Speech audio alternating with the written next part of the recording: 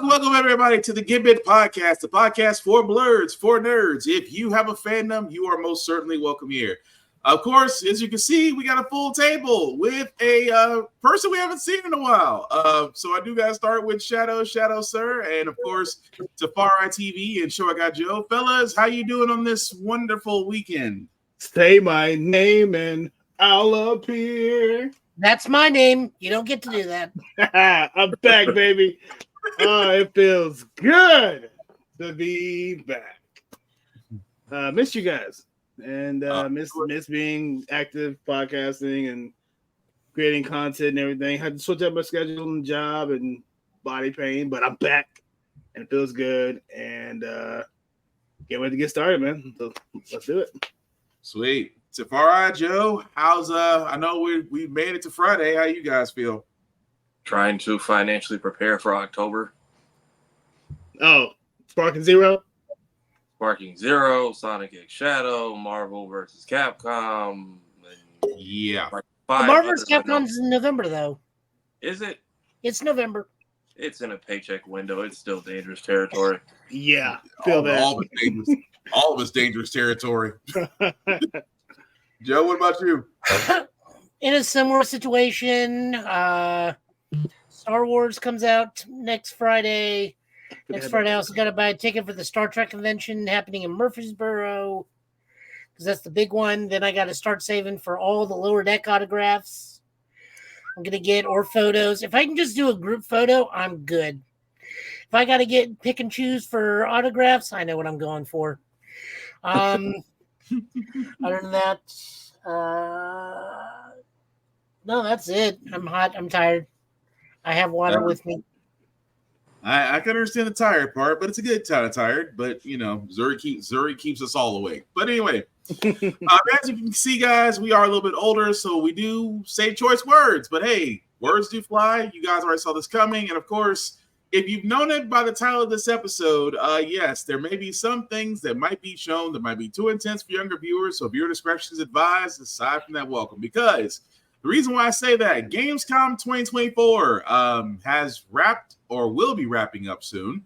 Of course, we only watch it for the first day because, you know, Mr. Knightley decides to help us out by showing us gameplay or new games coming out or surprises. Before we get started on the first one, just roundabout quick table. Was Gamescom this year? Was it worth the watch, or could we just have waited? I'll go first on this one because I watched the whole thing. It was Germany, so they let us know when things were not efficient and things were not liked because there was clapping and then there was dead silence for a lot of things, most notably Gearbox trying to go, hey, we got Borderlands 4 coming out. Mm-hmm. I could hear someone changing, clipping their gun to get things moving. Tafari, Shado? I missed the actual show. I will say, overall, from all the trailers I saw or what all got announced, it probably was not a high energy room. Okay. I haven't seen anything. I'm here learning everything for the first time. I've been in the shadows for a long time. Literally, okay. as your name implies. Well, Joe actually did help me out with the transition on this one because yes, at the beginning of Gamescom, Mr. Knightley did sit there and say that Gearbox did have a surprise, and well, this was it. As Joe pointed out, they did announce Borderlands 4 in usual Gearbox fashion.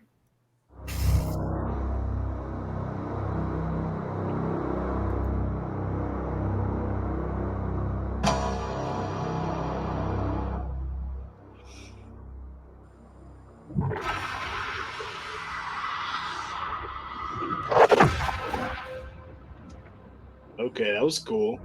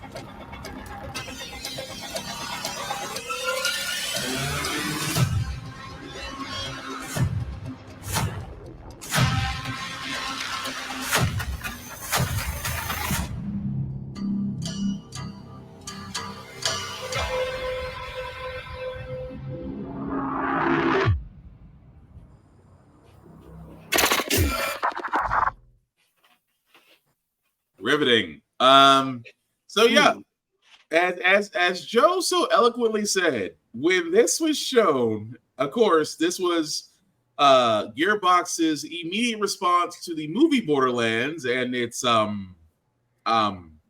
wonderful, questionable run. They should have put no actual movie shown in this movie for the movie. I mean, when I tell you, and again, to Joe's detriment, when I tell you how quickly they hurry up and announced this and ran this trailer, you could have ran a Vine commercial next to this thing, and Vine would have been faster. That's how bad it was. Man, that auditorium was like so quiet, and they were just like, "That is nice. Move on." There was I no guarantee response to you that the reason whatsoever. why. Oh, go ahead, Tavares. Sorry. I didn't catch the show, so I'm saying there was no good response to that. There was no response. And it was German, and not to make fun of the German people, because of course they're very stoic people. But when you don't even get Germans to clap, that's pretty freaking bad.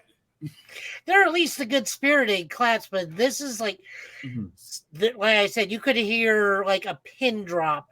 Right. They had to move on. So on top of this, I guarantee you, this announcement went so early because this was supposed to be synergized with the movie because they thought the movie was going to do so well. Yeah.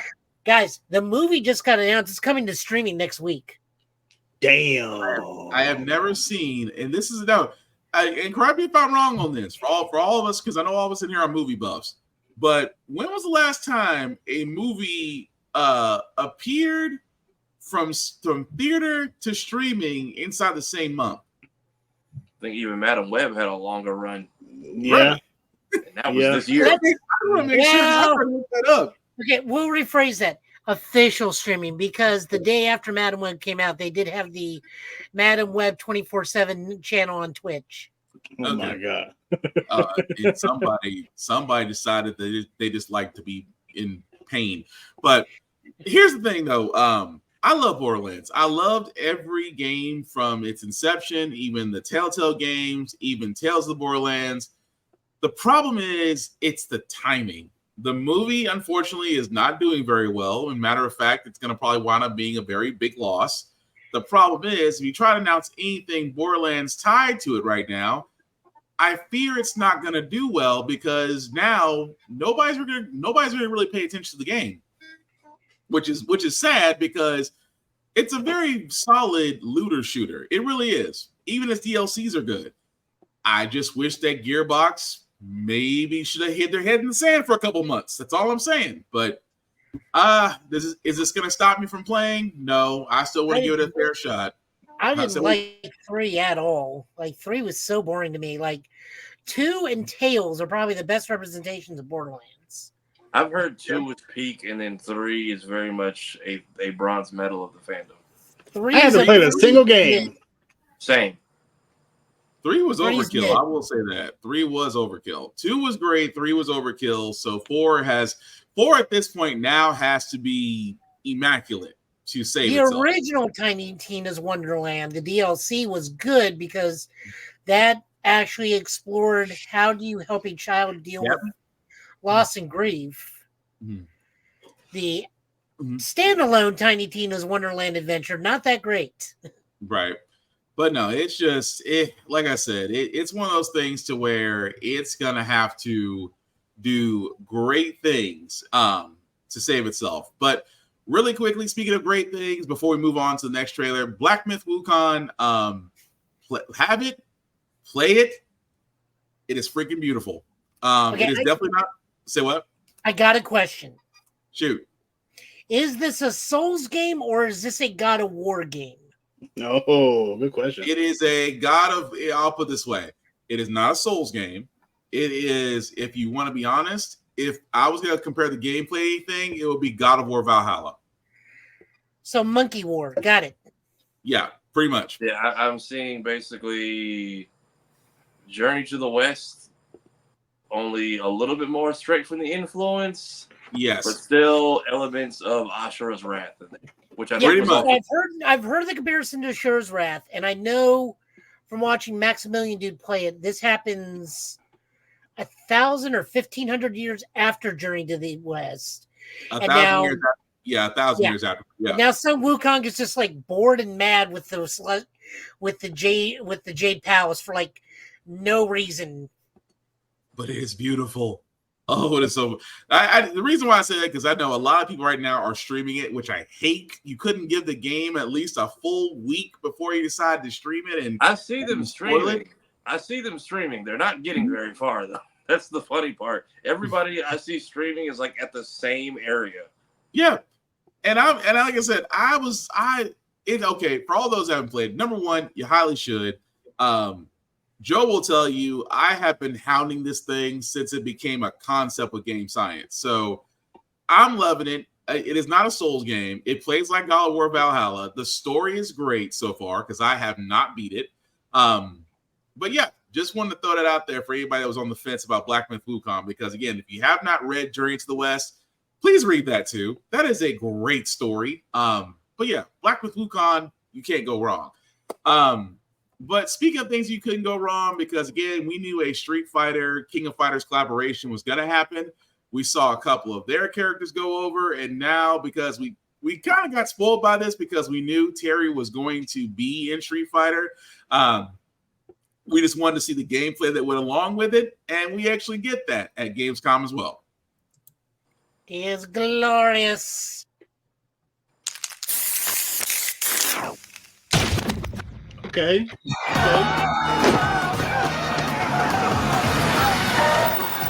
This is gonna be fun. 2 intro. I'm still on a journey. Go get some. Traveling to new places, experiencing new things, meeting new faces, having good fights. Fight, drink, eat, sleep, repeat. Seriously, it's a good life. I'll pick up the check. Terry goes for a walk. Who's in the background? Who can just spot? I can spot Joe, Blueberry, Poison, Duck King.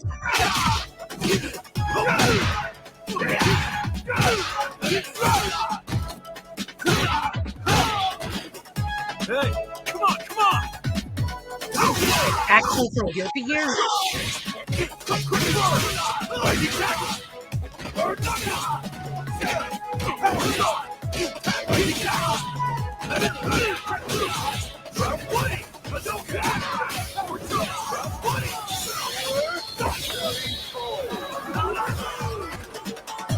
Clean. You down for one more? Time for Oh my god, he's got that? Are you okay?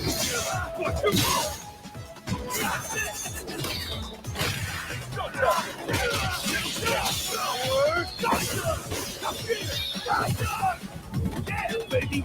Hey.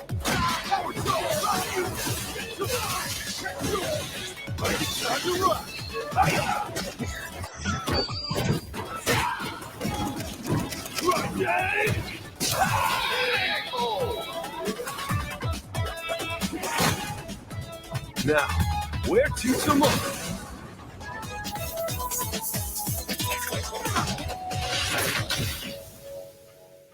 Okay, that's pretty cool.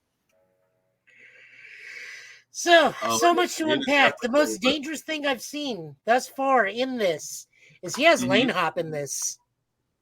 He has old school Fatal Fury 1 and Fatal Fury 2 lane hop. He does that to Luke. Also, if you're a giant Fatal Fury nerd like I am, his level 3 starts with the old school Fatal Fury, the motion picture start of the giant tornado move he does to geese. Stance and everything. God, I love this thing. They've also shown his character select screen. He's sitting there playing a Neo Geo arcade machine. Nice.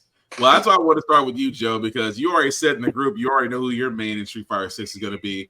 But this does kind of wrap other than Manon. Right. This does kind of wrap up year 2. The reason I want to stop here because, as you can see, guys, Mr. Terry will be coming in autumn of this year. So we have a date. Oh, we do. Go ahead. Yes, it's the same day as the Mortal Kombat expansion. September 24th. Pack.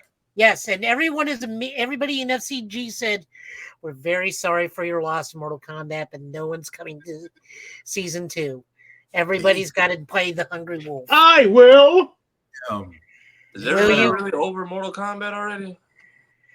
Mortal Kombat 1 is having a ridiculous amount of problems right now in the FGC. Really? Like a lot of problems. They're about to patch it up very soon just because of stage issues, combinations. Pretty much, think of every problem that had with Cyberpunk 2077 basically applied to Mortal Kombat 1 right now. Jesus. I'll put it that way. Everything you think that could happen is actually happening with Mortal Kombat 1. But as you can see, guys, so far we know in Bison, Terry, Elena, and Mai, which she'll be coming in winter of next year. But again, no. Remember, it's Japan. Oh, right. Winter this year. So winter 2025 means winter this year into next year. Keep forgetting that those part. Bison, Terry, Mai, Elena. Right.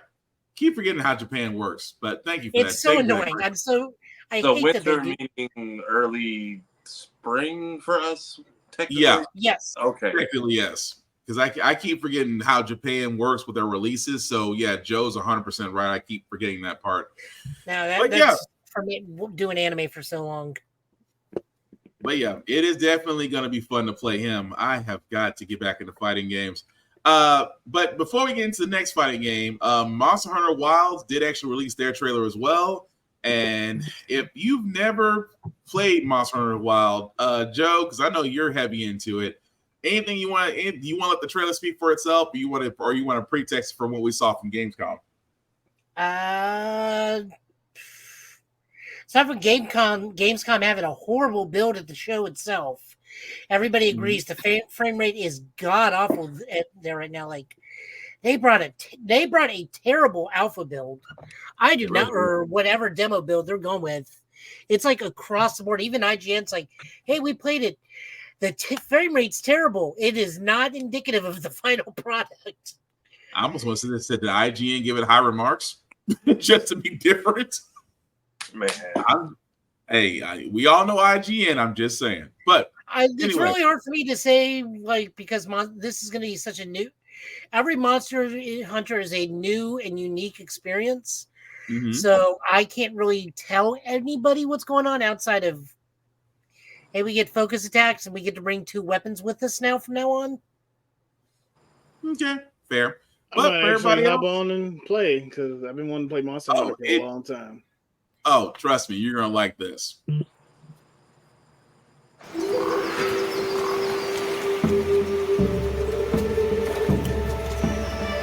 My word. Is this a Lollabarina floret? We must be near its nest.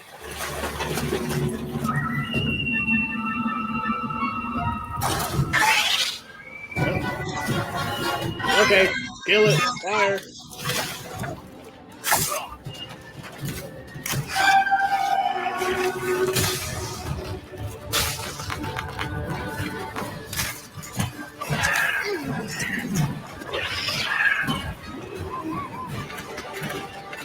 Abraham.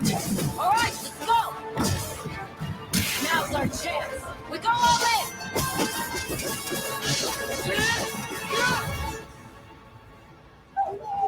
We could do a lot worse for an interim camp.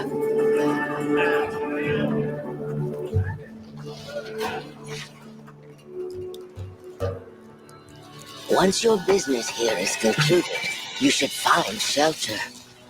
The sands come alive this time of year, like a wild beast bristling with lightning. From the look of it, that must be this region's apex predator. Guild permission granted.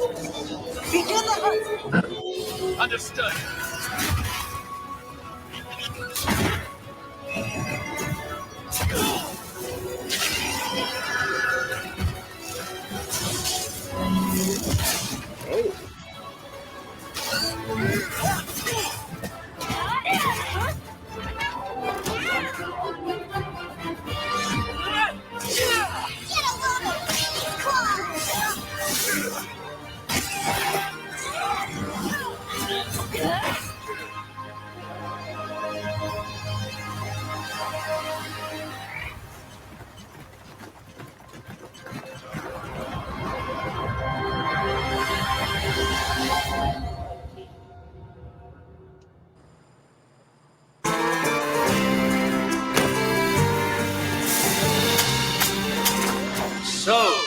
tasty. I'm not gonna lie, it's always the last part that makes me freaking hungry. But anyway, Yeah. that's Monster Hunter Wilds, guys. That comes out in 2025. I'm definitely gonna be sold on it. But Tafari, Shadow, what do you guys think? I don't know if I'll pick it up, but I think it's the most like cinematic reveal I've seen from a Monster Hunter title. I mean, Yeah, I keep on well, let me leave that wrong. I started one for Rise and need to go back and lost and never finished it. I need to be more consistent on Monster Hunter games, but every time I do, there's always something else that comes up and my attention goes elsewhere. But I promise on this one on Wilds, I am definitely sticking through it. But Joe, anything more you want to add to that on that side of it, or? I mean, I need a hunting group. If you all hop on, I can carry you guys. I'm a hunter rank of 217 now. That just sounds so bad. okay. I mean, hey, It was my first game, so I'll need somebody to help carry me for a while.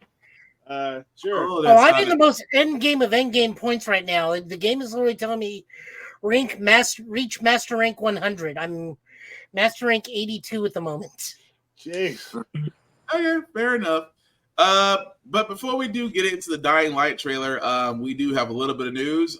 This just recently released, and quite pleasantly surprised about this one. James Spader's Ultron will be coming back in MCU's Vision spinoff show. For all those who don't remember Age of Ultron, Mr. Blacklist himself did voice the iconic villain, and for a lot of us, we sat there and said that this was not the end of Ultron. Especially since his showing in What If in that story, and because, well, he's Ultron. You're not going to kill him off in one section of the MCU and not bring him back. So, round table, guys, knowing this information, are we happy that we're going to see another round of Ultron, especially with James Spader voicing him, or how do we feel about it? I mean, it was inevitable. Like, it's freaking Ultron. Ultron does not stay dead. Pretty much. Like, he does not. You can kill one body, you can send it off into space, you can do whatever you think you can do. Ultron does not stay dead. So this was something that, here we are in the 15th, almost 16th year of the MCU. Yeah. And everyone's multiverse this and Loki story gods this and it's dead. It's on. Dude, this villain has been sitting in the background through all of this, just biding his time. Now that begs the question. This is called Vision Quest. It's obviously about Vision, trying to regain, what he was.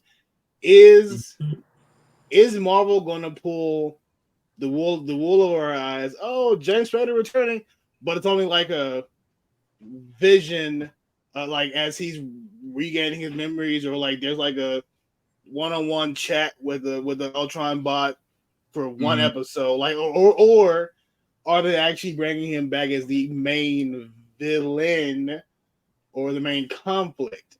That begs the question of what this is going to do. Is it going to be a one-off, or is he back to actually cause problems that will last and add to the current main, stuff that's going on in the MCU right now? That's the question. Who's to say he's not a voice in Vision's head? That's true. Right. He could very much be like DBZ abridged Nail and just yeah. We have Minesweeper. He got a backup of himself on like a 1 gig flash drive at a Commodore 64 somewhere.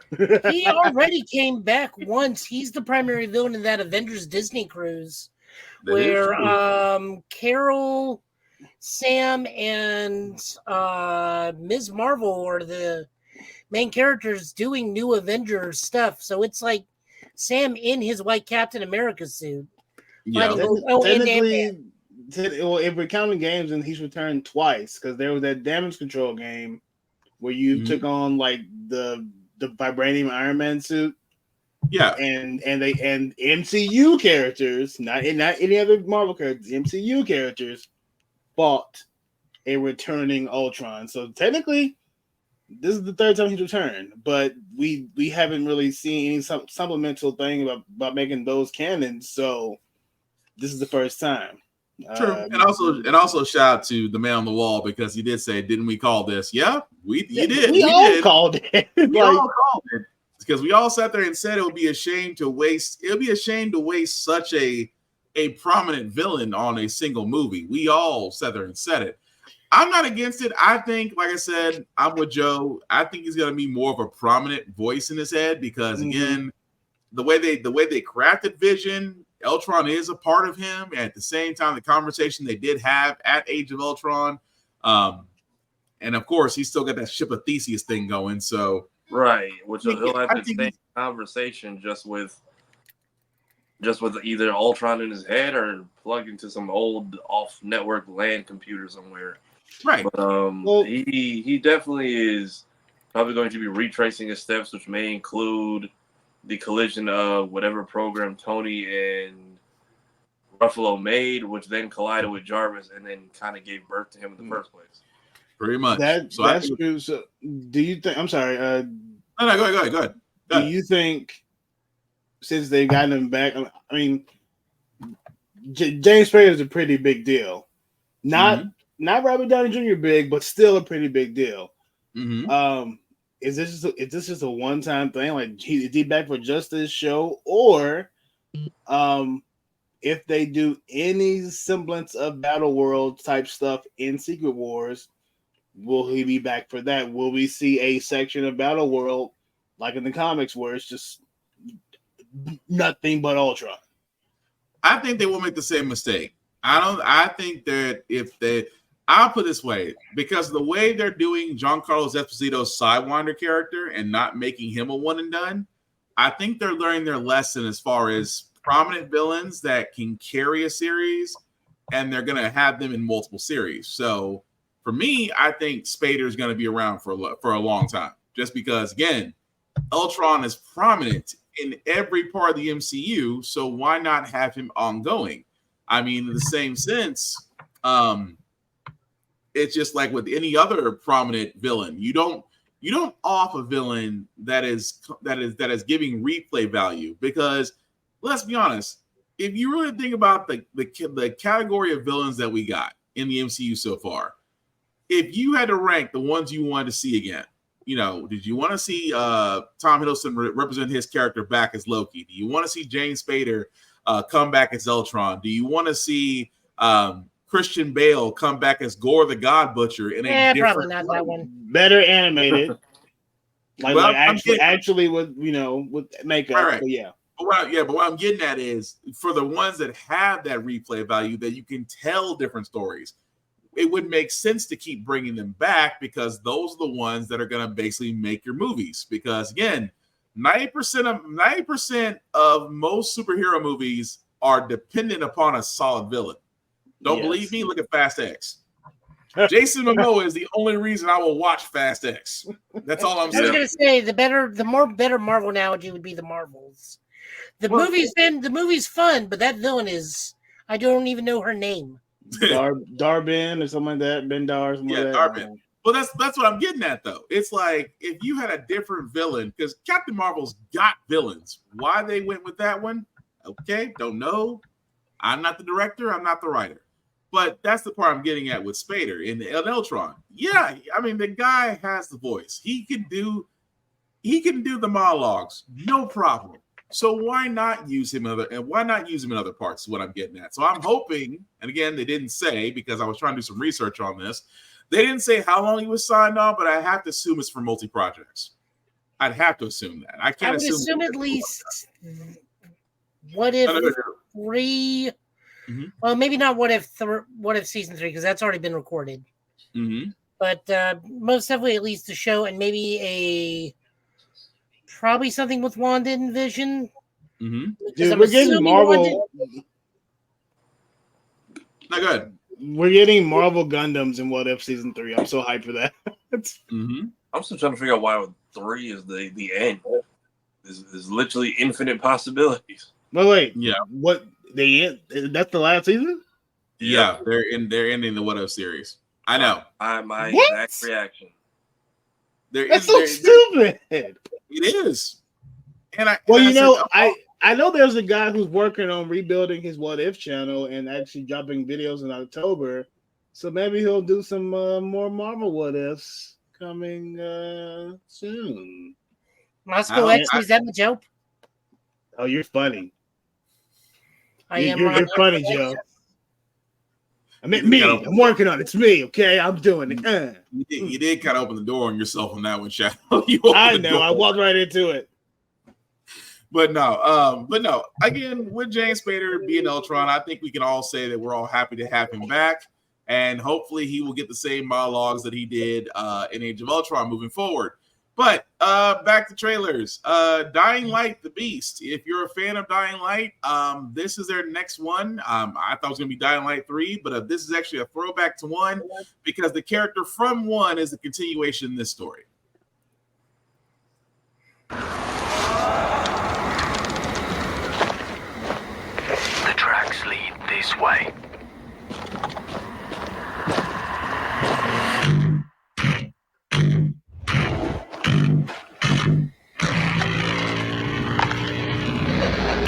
He's close. Stay here. Stand guard.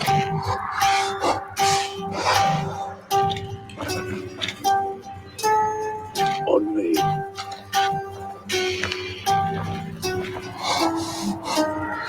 Bloody hell.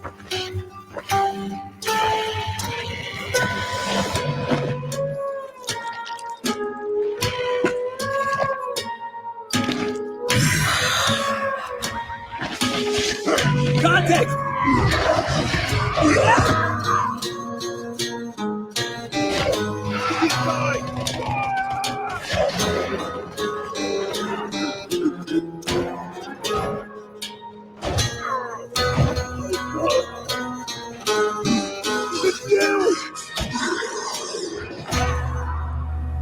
Every man has an animal within.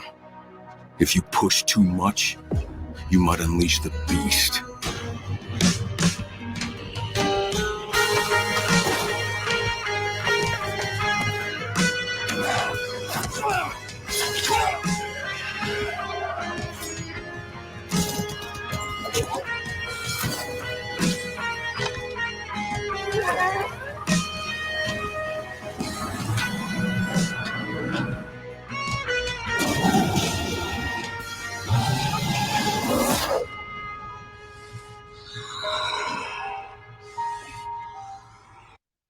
Hey, that beat was going hard. I'm sorry. I was in there vibing. Yeah, that's what I loved about it. Now, the character in this one, because again, I am a huge fan of Dying Light, although I was hoping for a Dying Light 4, but I guess it's close we're going to get. The main character from 1, they didn't say if he turned. That was the big thing about 1, whether or not he was turned at the end. So, because they're kind of insinuating that either he's turned or he's hunting another animal. In this game, they didn't say 100% with 100% certainty if he was the one that turned or not, but I'm looking forward to playing it. At the same time, you can't help but look at Dying Light and just yell parkour every time you're doing runs and jumps and stuff. But Parkour. I said, Dying Light, was Crane in Dying Light 2 at all? Say that one more time. Was Kyle Crane in Dying Light 2 at all? Because I watched some gameplays, but I know they referenced him, but didn't talk. They mentioned him like once or twice. He was mentioned, but I don't think he was in it. Because I know the second one. He was mentioned in the second one in lower parts, but no. It's like 20 years after the first, and then the first has the story DLC where your options are, I think you turn or you like nuke the place. Yeah. And you not really. I'm guessing we went with the turn ending, or he got control of it, or whatever that was about. That's what I'm thinking. That's why I kind of want to see. I kind of want to see where it goes from there on that. But I'm definitely down. Joe, Shado, anything more you want to add to it? I've never played any of the Dying Light games, so again, there's a lot on my list I would like and love to sit and just play. Mm-hmm. And Dying Light has actually been on the list for a while. So who knows? I might pick this up, or I might go back and try to do the whole series. Who knows? We'll see. Nice. Okay. Well, the next trailer we have is basically another one for Sonic and Shadow Generations that shows the Doom powers off. Tafari, do you want to explain that one or just let that one run? I will just let this one run. Yeah, fair enough. Something calls to me. We meet again, Shadow the Hedgehog. Struggle all you want. You cannot deny your fate. A new power.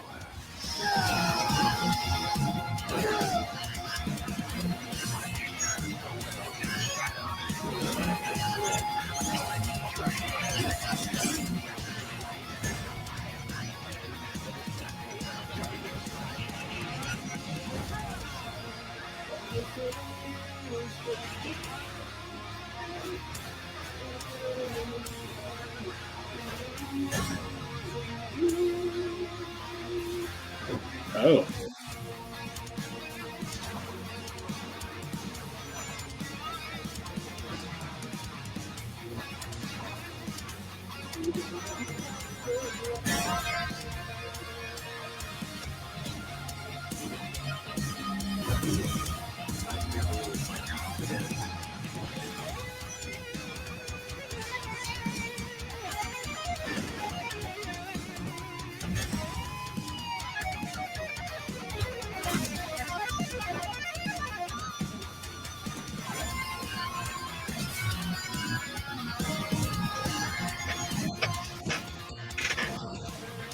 I am the true ultimate life form.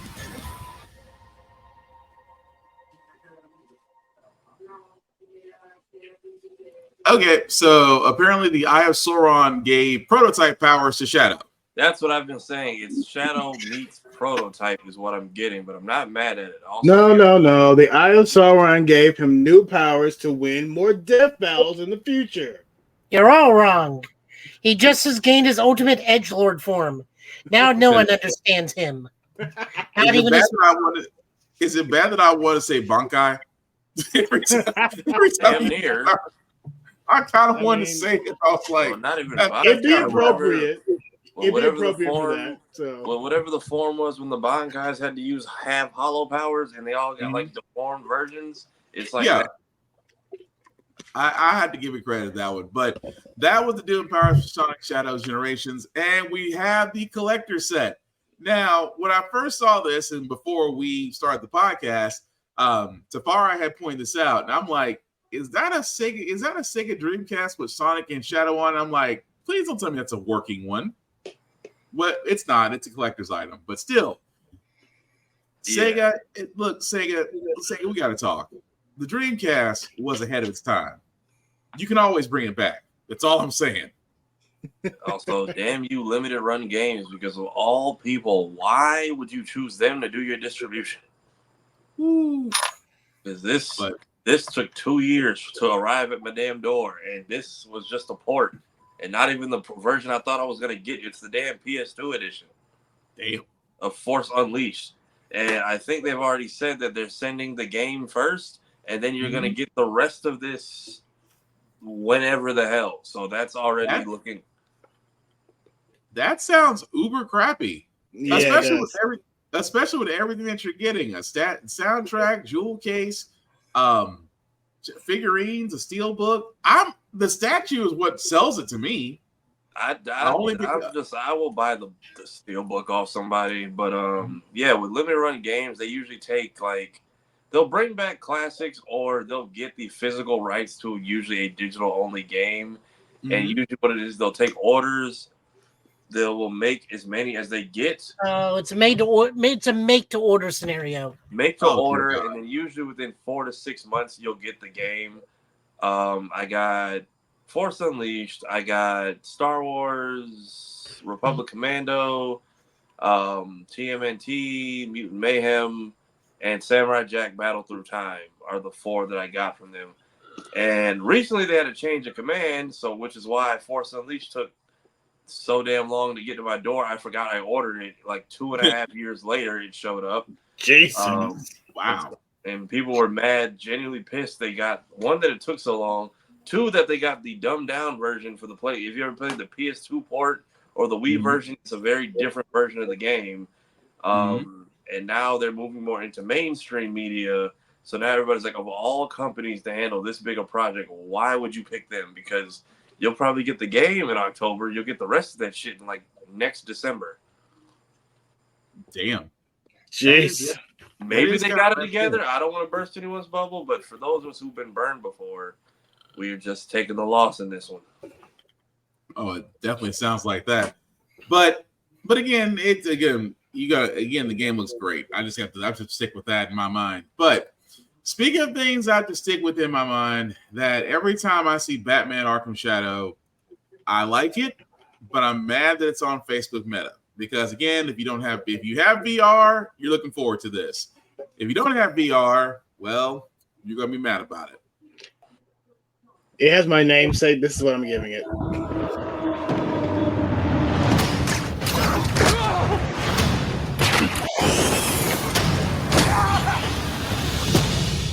This rat cult spreads through Gotham like a plague. I have to stop it, even if it consumes me. The corrupt system has failed you. Are you not angry? Fight back! It's the freaking bat! We aren't afraid of you! The bat dies tonight! Jim, this Rat King could be anywhere. A face in the crowd, a foot soldier in his own fanatical mob. So how in the hell do we find him? Targets are all city employees, civil servants, public officials. You could have been more than a symbol. You could have been a god. Look out! You done calm down. Someone's going to die. Alfred, we tried it your way. Now we do it mine. Something big's going down tonight.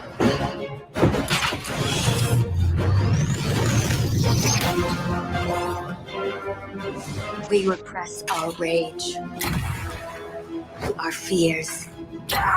It feeds the shadow deep inside us. You're everything that's wrong with Gotham! I'm done holding back!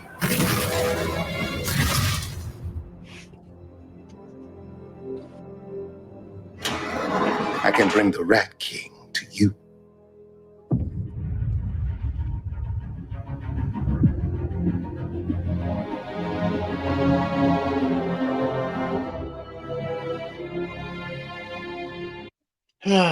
Okay. See, this is what I see again. I'm not against whenever a Batman Arkham game comes out. I'm never against it. Arkham Shadow looks like it will be hella fun to play. I don't think it should be played in VR because that's a lot going on in a first person view. But again, if you have the Facebook Meta system, have at it. It comes out 2 months from now. But fellas, is it enough to make you want to try it in VR, or are you just gonna wait for the port? If they make a port, I'll take it. But otherwise, Let's Players and YouTubers, y'all got it. Well, considering what we know how this Batman story ends, thanks to a certain game, what's the point? Now, obviously, this is right after Origins, or at least like a year or two after Origins, because this is actually a year after Arkham Knight. No, scratch that. No, This is an early. It has to be Origins. I'm sorry. Yeah, it has to be Origins because you saw Barbara Gordon still walking. Yeah. I think Cash still had his hand at some point, and so adding more voice actors. They got the other voice actors, so this is definitely before Asylum. So this could be a year or two, or it's got to be. If they do more of these, they have to all be early era Batman from now on. Yeah. Well, Shadow is right. It did come out after Origin, so he's right. This is a year after Origin. So with the timeline for the Arkham series is over a span of 12 years. Right. Starting from the pop of Martha and Thomas to the end. That's not counting Suicide Squad. I haven't seen that added to anybody's timeline. So yeah. But so this happens right after Origins, but right before he teams up with Robin, which in that span of time, I think from Origins to when Robin comes in is only I think it's 2 years after the events of Origins, if I'm going about the timeline correctly. So this has to be that year after Origins, or I mean, honestly, it could honestly be right after. What was the DLC? The Icy Heart or Heat of the Night? So it was something like that. Yeah, Cold Heart. Yeah, Cold Heart. Like the timing being right after that. That way, it gives enough time to slide in, not mess with anything with the timeline, and then the rest of the timeline can go smoothly. That makes the most sense to me. Honestly, the story looks cool. Picking the Rat King to be an enemy like that, which is something that could play to the psychological aspects of this universe in the series, but not take away from all the other villains that he's had to deal with. Makes sense. I mean, it definitely was a good choice to pick him. I mean, as long as they didn't pick Condiment King, we're okay. So we're good there. But yeah, I mean, once it ports, I'll give it a try. I'm not the biggest fan of VR games like that, but it's Batman, and it has the word Shadow in it, so I'm all in. It's me. Yeah, I think it'll be ported, but like you said, it's kind of a long shot on that. But moving right along, I did want to cover this one because Joe brought this up. At first, I thought he said Death Race 66, but it's actually called Death Sprint 66. Looks interesting. So, want to let you know what you guys think. Peggy 18. Ooh, spicy.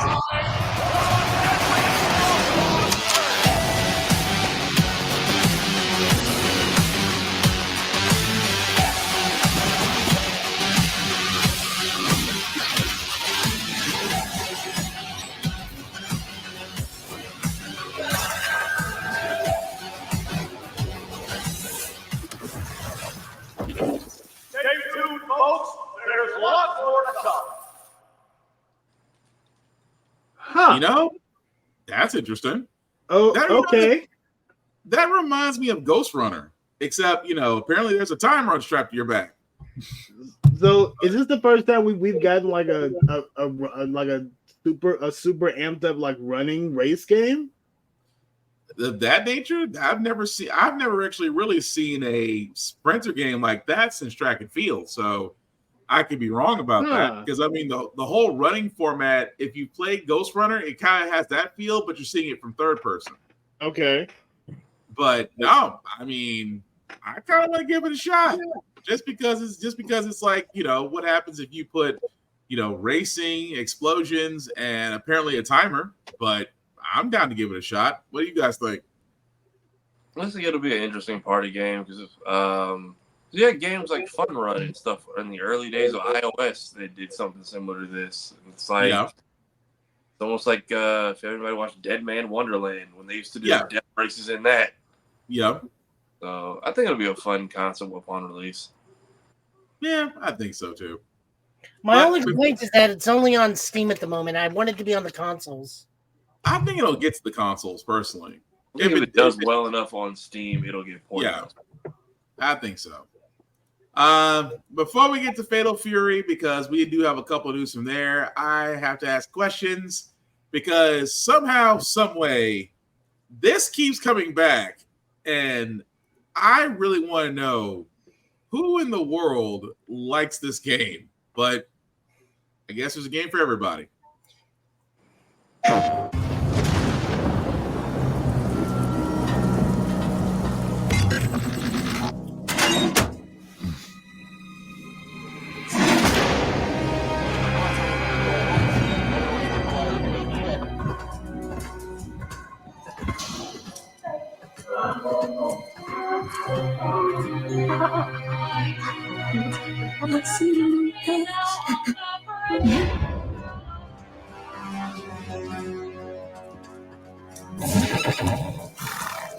Hey, you. You're finally awake. You were trying to cross the border. Hey, you. You're finally awake. You were trying to cross the border. I'm so confused right now.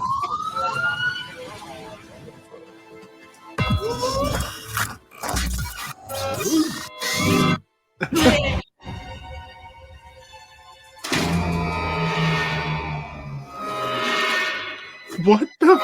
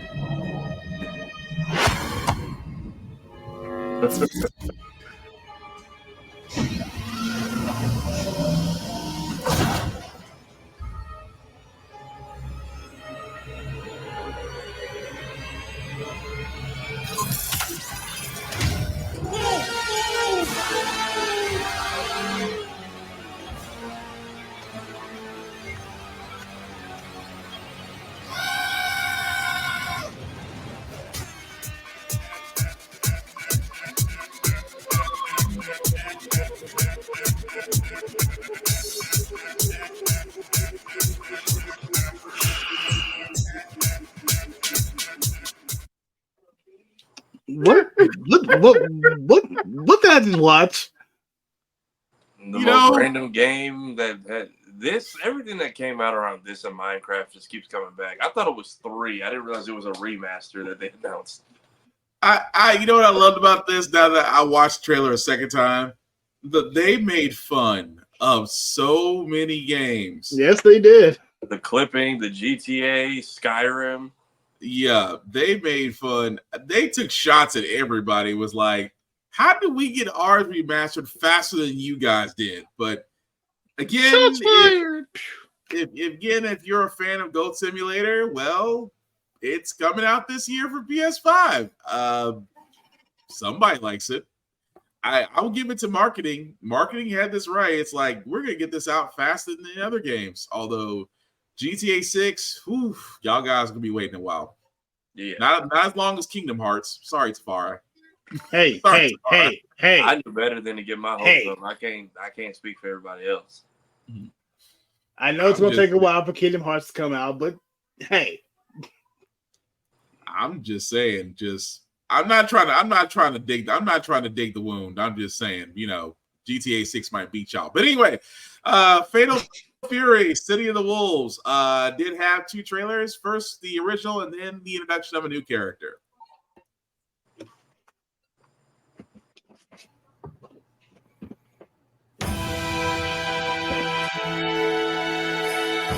Southtown, a city of wild ambition, a city where legends are made. Here, vengeful wolves fought against fate and won. But fate has no finale. Now, 25 years later, are you ready to rock the city once more? The action kicks off with 22 characters, a mix of 17 familiar faces and new blood, plus 5 DLC fighters and Season Pass 1. Introducing the Rev System, a special offensive toolset you can use from the moment the battle begins. Fight at full throttle and supercharge the excitement. Gain access to Rev blows and strength buffs when your health gauge enters your selected SPG zone. Classic series mechanics are back in full force, and then some.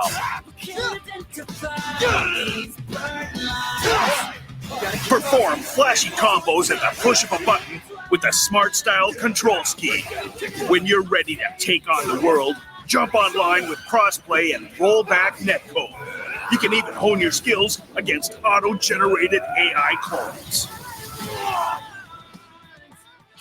Strive for supremacy in an all-new RPG mode, EOST. Level up your fighter, equip skills, and dominate the opposition on your way to the top. Customize characters your way with color edit, outfits, gear, patterns, and more. Groove to your favorite Fatal Fury songs in the jukebox. Create playlists and customize background music too. Fates intertwine on the streets of Southtown in the struggle for Geese's legacy. Rev it up! Your legend begins now.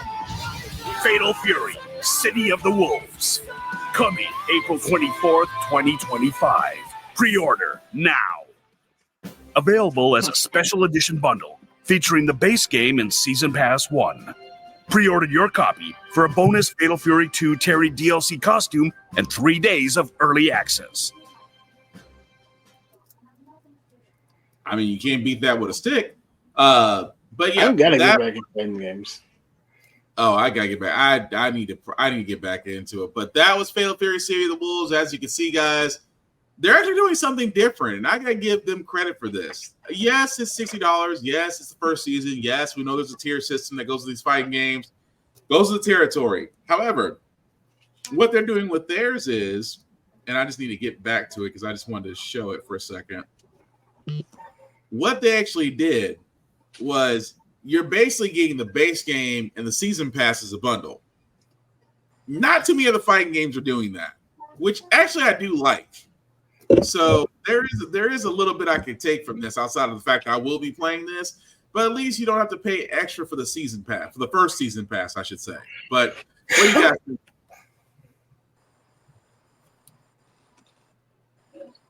So you're getting Terry in it, or you're getting a Terry themed costume? Terry themed costume. Terry themed costume is what you're getting. Okay. So that's the word. Yeah, with special edition. Yeah, with a special edition, you're getting his costume for Fatal Fury 2 and early access. Okay. So yeah. But again, I'm not knocking it. I like it. Again, the fighting season is revving up. I know, wow, that was terrible promo. They just talked about revving up, and here I am talking about it.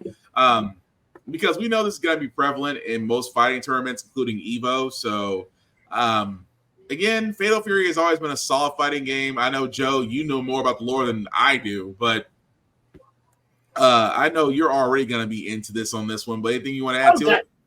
God, yeah. No, so, here's how we look at this.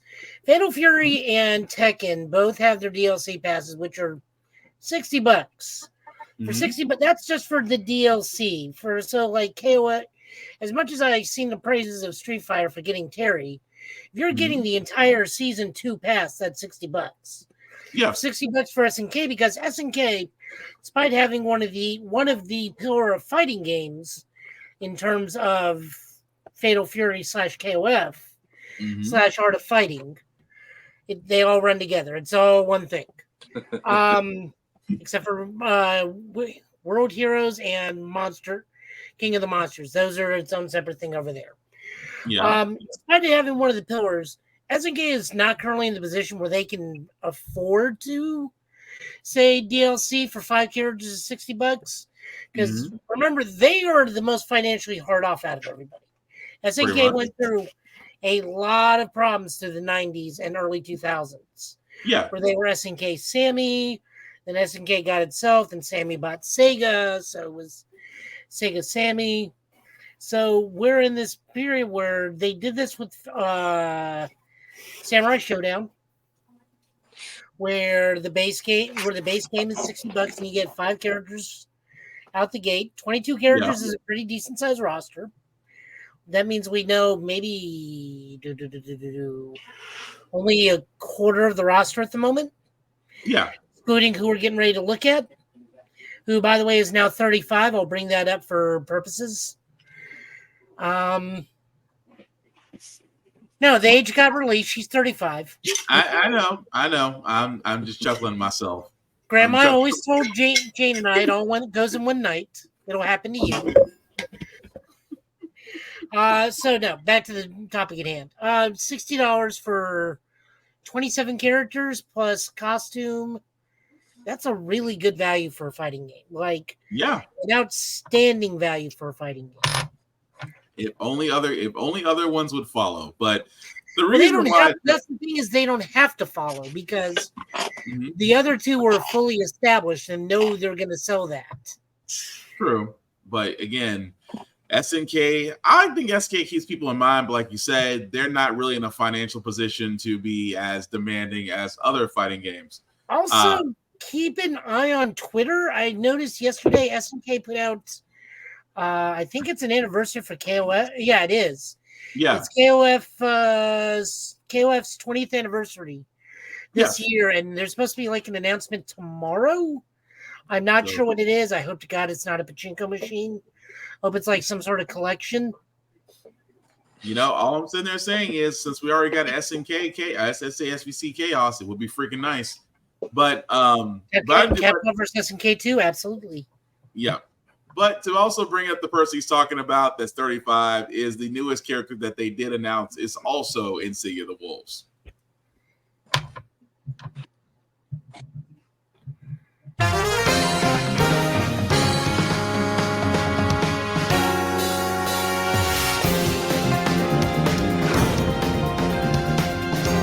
Want a little taste of Shiranui fire? Why do y'all keep putting pants?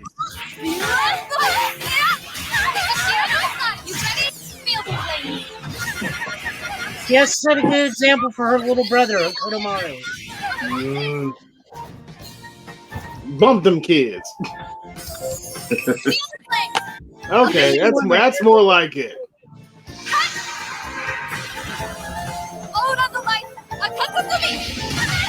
Fatal Fury, City of the Wolves. Tafari, just send that to me. You don't need it. You don't need it. Just send it to me. It actually doesn't run for too much online. I picked it up a couple weeks ago, but God, do they throw you in? There's no tutorial. It's hey, pick one of these 3 styles, go play and figure it out. So I'm just saying that actually works. You need to look at it because each groove is basically a fighting game. So like K groove is Samurai Showdown, S groove is Alpha 3, N groove is KOF 96, 97. One of the grooves is Street Fighter 3. Nice. Okay, but back to the my thing. Yes. So for those who are not aware, the lowest selling KOF was KOF 13, and there was a reason for that. It did not have my Shiranui. And as everybody knows, no my, no buy. They learned that lesson once. You know, pants. Why y'all keep putting pants? First you did it to Cammy, now you're doing it to mine. All I can sit there and say is someone is a coder from DOA. That's all I could say. The DOA aesthetics are definitely prevalent in City of the Wolves. That's all I'm going to say. She did appear in the latest day. She did make a guest appearance in the latest DOA. Yeah, it really. Yeah, the physics are there. The physics are definitely there. C groove, A groove, S groove, and it's all just tactics and command. I don't understand what I'm reading right now. So the grooves are how you fight in that game. We're talking. So those of you doing the podcast, Tafari held up PS2 Capcom versus SNK 2.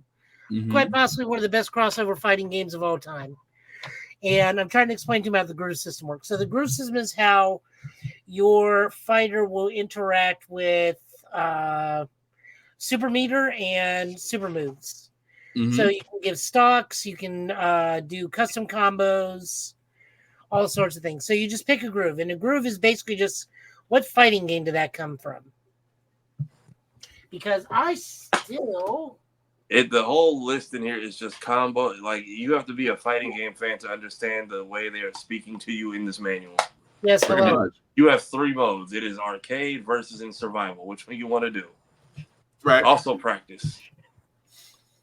But it definitely is up there, though. But still, the whole idea, I'm sorry, I'm still stuck on the trailer. The trailer is where Shadow's commentary and the trailer behind it had me kind of laughing for a second. That's why I was like, thank God I was muted because I was laughing my head off over here.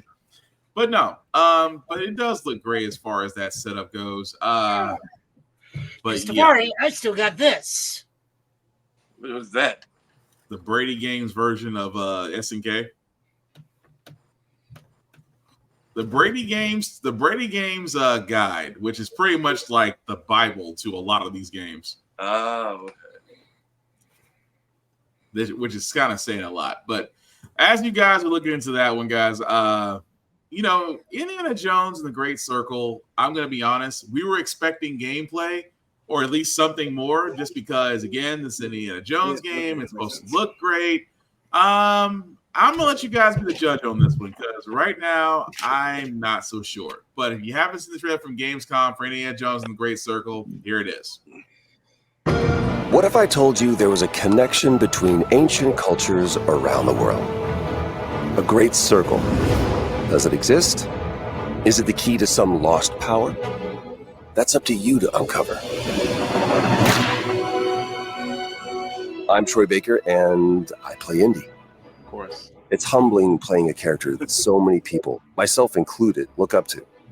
As a kid, seeing Indiana Jones in the theater for the first time was a defining moment for me. And I never would have guessed that all these years later, I would be the one wearing the hat. But here I am. It's been a dream come true. A dream that I cannot wait for you to live for yourselves. The beauty of a first-person game like this is that we all get to feel what it's like to become Indy. You are the one who cracks the whip, who feels the weight of every punch and the thrill of finding every clue. Indy is such a unique character. A professor, an archaeologist, a brawler, an explorer, the quintessential all-around adventure. And this game has everything you'd expect from an Indiana Jones adventure. Mysterious artifacts, cunning villains, ancient discoveries, hard-hitting action. It's a world of constant danger where you've got to think on your feet to stay alive. The Great Circle spans the entire globe, from snake-filled jungle temples to scorpion-riddled desert tombs. Stunning open areas to explore freely, full of secrets for you to discover. And you'll get more than just the classic whip and revolver. Indy's journal and his camera will immerse you in the mystery, providing extra info on all of your finds so you can appreciate all of the little historical details he obsesses over. And those details are your key to solving the ancient puzzles that hold the secrets you're after. But ancient secrets don't come easy. It's best to have an exit strategy. This is an incredible new way to experience Indiana Jones, and I can't wait for you to play it. Hold on to your hat.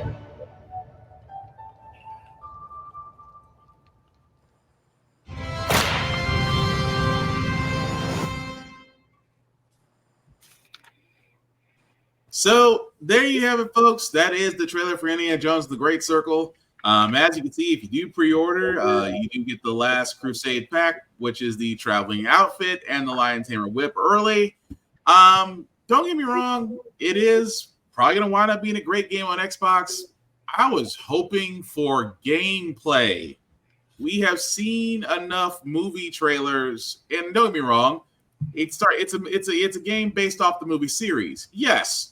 But gameplay, let us actually see how it is to play like Indy versus telling us that, oh, this is going to be great. You're going to be able to use the whip. You're going to have the hat.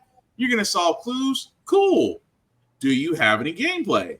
Well, not really. That's a level of concern for me because December 9th is not too far off from now.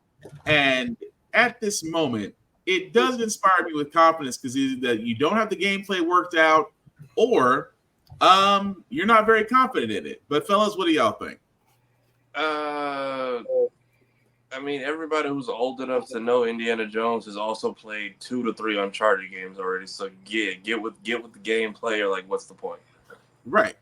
I don't need to be told about the immersive worlds and the adventure. We know what Indiana Jones is. We know how this game goes. We have played series and consoles worth of Uncharted and Tomb Raiders. We just shows what we're working with. Thanks for putting it on PlayStation, by the way. But like, still, what are we doing here?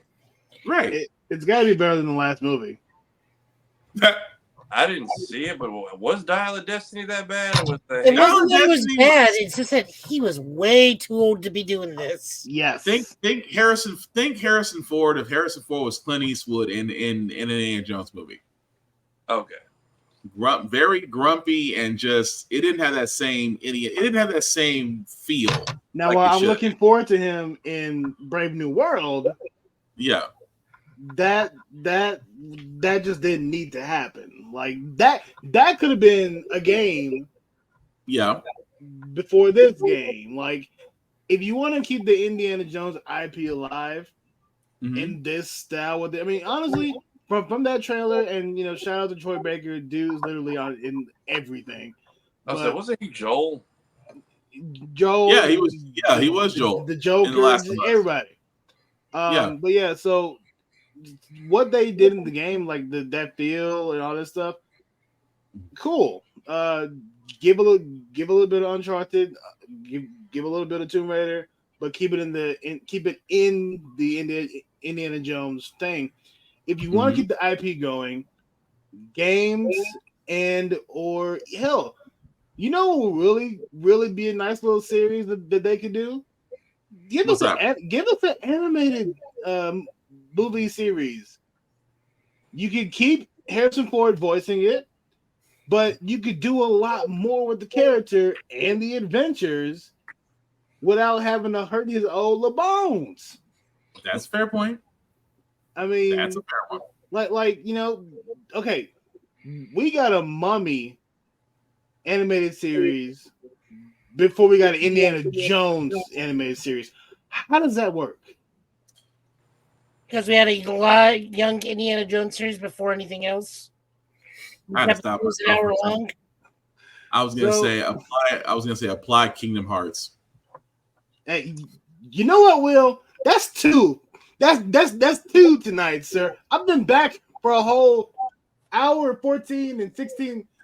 I apologize profusely, but it was there. It was either swing at it or watch it pass me by. Technically, he is right though. Kingdom Hearts comes out roughly around the same time frame as an Indiana Jones movie. Were they that far apart? Well, yes. I was part of the generation that grew up on the Crystal Skull, so sorry. We apologize for you.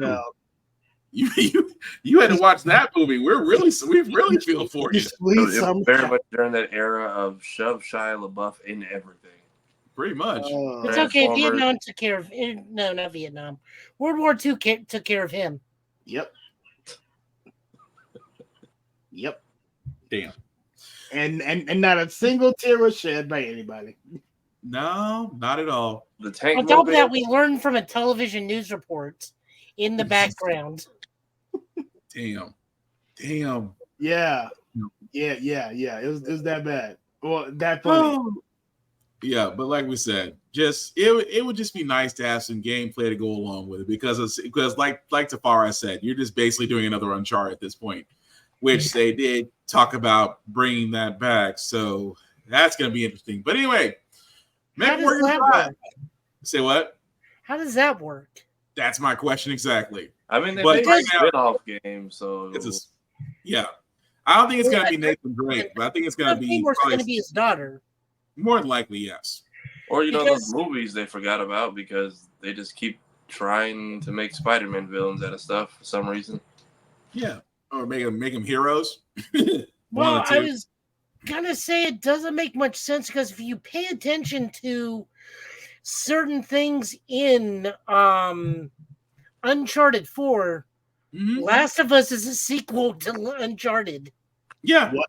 Huh? Yeah. Go ahead. Yeah, if you look at the end stuff, where he's with his daughter, if you look at some of the newspapers, they start talking about like overactivity of spores and mushrooms and whatnot, and violence erupting in random areas. That's why they're on that island.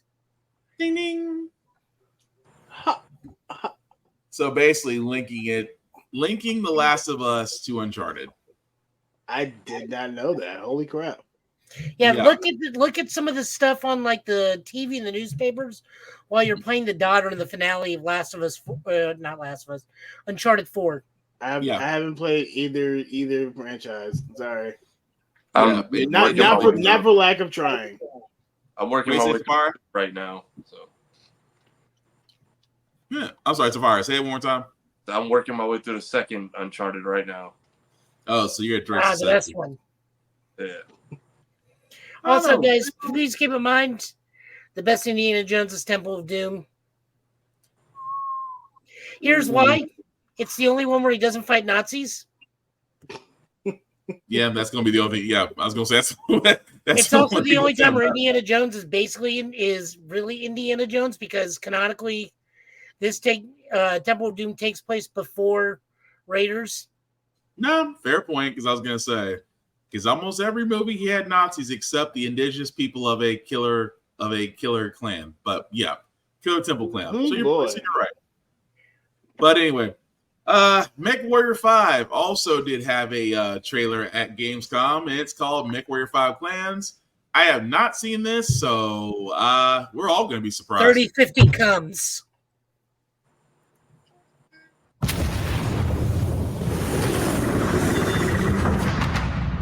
How much of your humanity are you willing to give to see tyranny fall?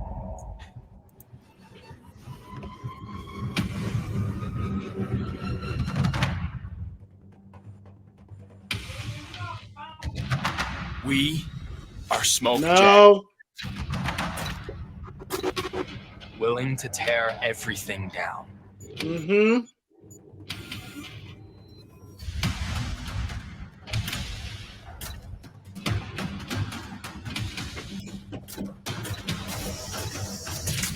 They shall tremble before our might. I'm live right now. I'm live. This is the clan way. I don't think of what vibe I'm getting, and I can't blank. I'm blank.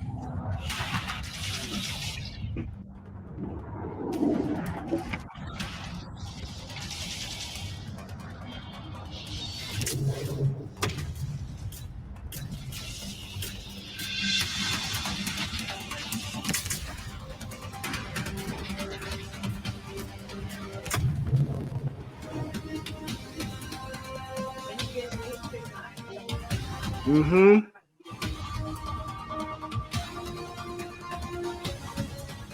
There's a lot happening right now. Okay, this is giving me heavy Armored Core vibes. That's the game I'm trying to think of. Armored Core. Look. That's what I grew up playing.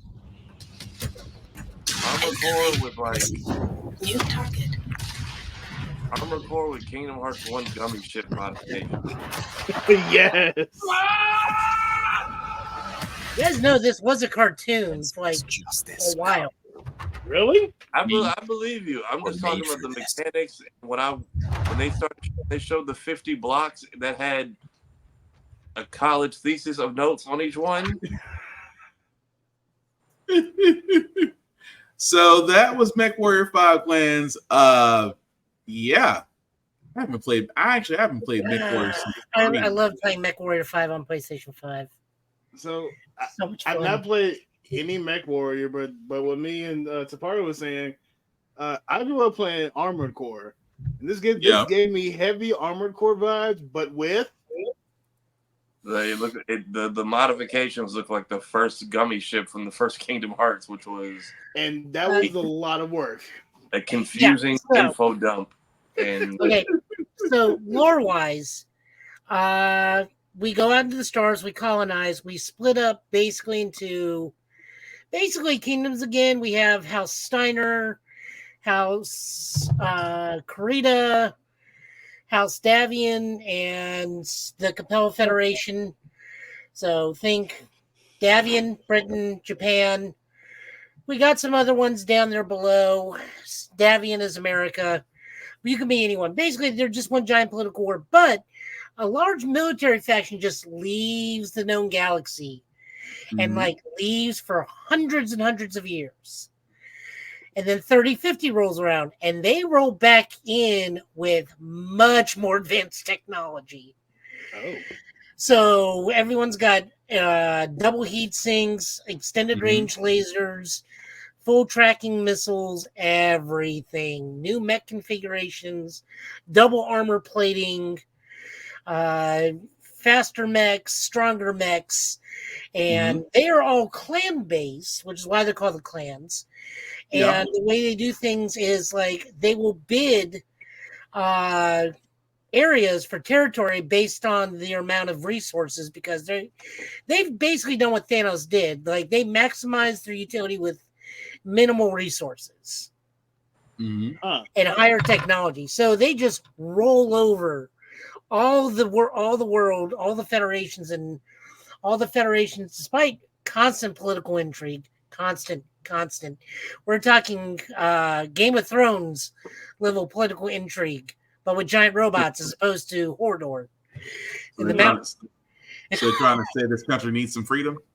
Oh yeah, no, that's what happened. So they kind of, if I send you guys a cartoon link, you will definitely see which one is not quite Germany, which is J Clan Falcon. Oh my god. However, like some of them are pretty chill when they come in. Like Smoke Jaguar's like, you can resist us, we're gonna kick your ass. Or we can just integrate with you. And then like some of the other ones come in and are just like, look, here's what we got. Here's what you got. Do you really even want to do this? No? Great. We'll be over here. If you need us, we're over here. But just leave us over here and we'll leave you alone. Nice. So this is the invasion. This is the clan invasion. This is like where Battletech gets really goofy with its mechs, because it used to be just like you shoot a few in the tabletop game, shoot a few lasers, shoot a missile, you're overheated. You lose a turn or two. You got to cool down, or you got to like find a way, or use a melee weapon. When the clans come in, I'm shooting lasers for like 18 turns, and I'm not stopping. Oh, damn. Okay. Damn. Well, that definitely is going to be interesting. But a few more trailers before we get to our state of wrestling and to our comic pulls. This one is a friendship trailer for Little Nightmares 3, which I did not expect them to make a 3, but this one actually looks pretty good. Peggy 16.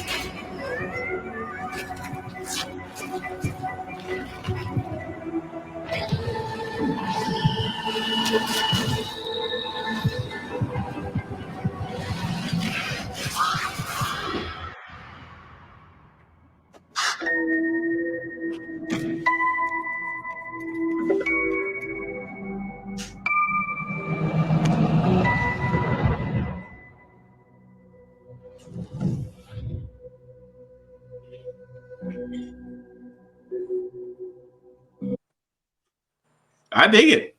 That was the trailer for Little Nightmares 3, the friendship trailer. As you can see, comes out in 2025. The artwork on this game has always really impressed me, but I give it a shot. I haven't actually even played Little Nightmares 2, but I'm gonna have to go back and try this before 3. But what do you guys think? I'm curious where this is in the timeline, because we see the little white hooded guys, meaning it's either around or after the first one. But then 2 is actually a prequel story, we find out towards the end. So I'm curious where this plays in, and if it ties into the last 2, 3, if you count the mobile games at all. And if we even see the main character from the last 2 games, at all. And it seems like we're in like going in different terrains because the last couple games we've been in like dark, like gritty territories. We're going for a carnival and a desert and a bunch of other like brighter landscapes now. Also, I don't see like freak show people. I mean, it makes sense. Joe, what do you think? I've never played any of them. They're short, but they're a fun shot. Short, but they're a fun run if you ever want to try them. The closest I ever got, and I don't even think it's like, I guess it's kind of equivalent because they have like similar art style, but that Lost in Dice game that kind of looks like a Tim Burton horror game. I think I know what you're talking about, but I cannot pull up a picture in my head right now. It's getting DLC right now. I'm with Tafari on that one. I can't put the name to, I know what you're talking about, but I can't put the name to it. Let me At least Google I it. think I know what you're talking about. Because I mean, for what it is, Little Nightmares is definitely fun. I mean, kind of a little bit of a horror aspect on number 3, which I dig because it was always that. Lost It in was Random. Okay, I know that one. I know that one then. But yeah, Little Nightmares is definitely fun. You should definitely give that a shot. But to get to the last two guys, again, I'm getting to this one first because apparently this was the surprise at the end of Gamescom night 1. All I can sit there and say is somebody's a Godfather fan. You come to This me. thing of ours. It's a brotherhood. Treachery and deceit do not exist among us. Do you wish to commit yourself, your life, to this family?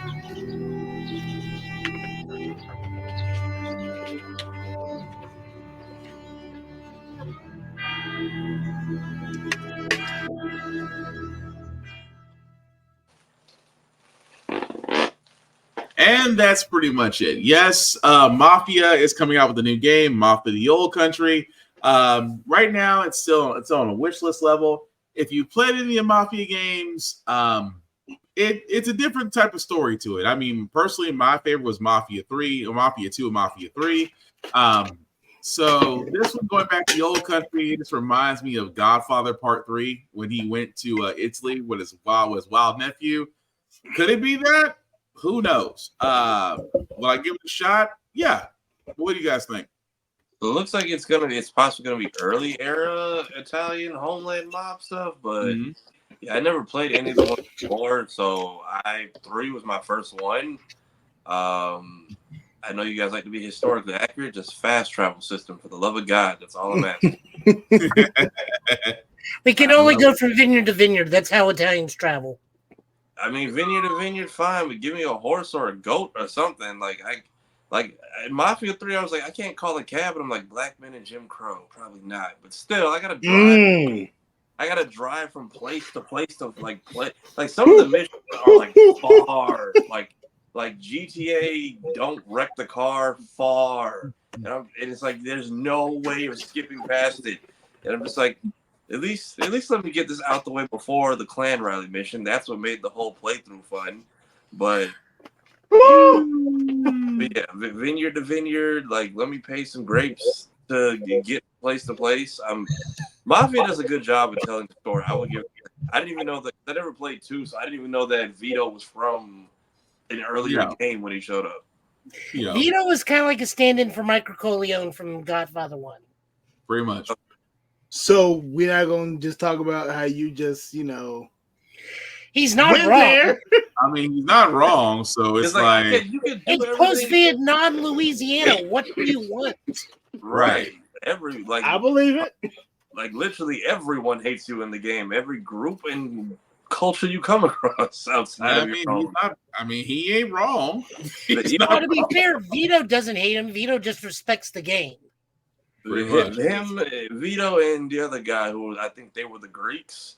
They were the Irish. They were the Irish. So much worse. The Italians and the Irish were partnered enough with us to leave us alone. Everyone else they sicked on us was just like. We only had one other person. That was the Haitians. Yeah. No, what was it? Was the Haitians, and then Vito and the Italians, and then the Greeks. No, and the Irish. Irish. It just all goes down. Yeah, you had those three, but like even when they send like I think the Cubans after you, like they're saying like racist shit as you should. Yeah. But then I'm just like, you can call guns, you can call hitmen, you can call everything except fast travel in this game. No, you had fast travel in it. You could only go to like the main HQ though. Yeah. I think you could, but like those little areas, just like drive all the way out here and steal like a truck. Oh yeah, God no! Out in the boondocks and the swamps. Yeah, like if you do that to go back to a main area, there was no travel. You just had to drive or walk. Oh wow! I wish that they would integrate into this. They did in LA Noire, and that's where you told your partner to drive. Oh my! Every single time, I did not, unless the mission forced it. I never drove in LA Noire. I absolutely, after so many GTA missions, I despised it. You just let the partner drive and look around and look at the scenery. You know, y'all are mentioning some really fun games that have, driving memories and, walk up and shoot somebody. Did y'all ever play the Scarface game? Yes. I did not. I didn't play GTA. I played Scarface. It was just as bad. With cheat codes. So I had the fastest car every time I needed to respawn. And man, the amount of chinga tu madres and all this, all through the loved it. Great game. Really kind of wish I could play that game again, like just to get the nostalgia hit. Because that was my GTA. Fair enough. Well, the last trailer we do got, guys, before we get to our state of wrestling, I wanted to show this one because, when I first saw Dune Awakening being a game, I was, turning it down. However, when I saw this trailer, it changed my mind. You guys check it out. There is another path for you.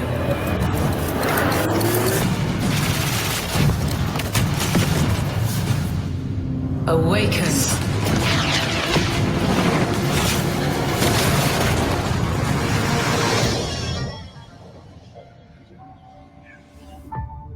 You begin as a nameless prisoner. Sculpt your appearance, choose your background, and then crash into the planet. You are abandoned and alone. Hunted by sandworms. Scorched by the unforgiving sun. Ravaged by sunstroke.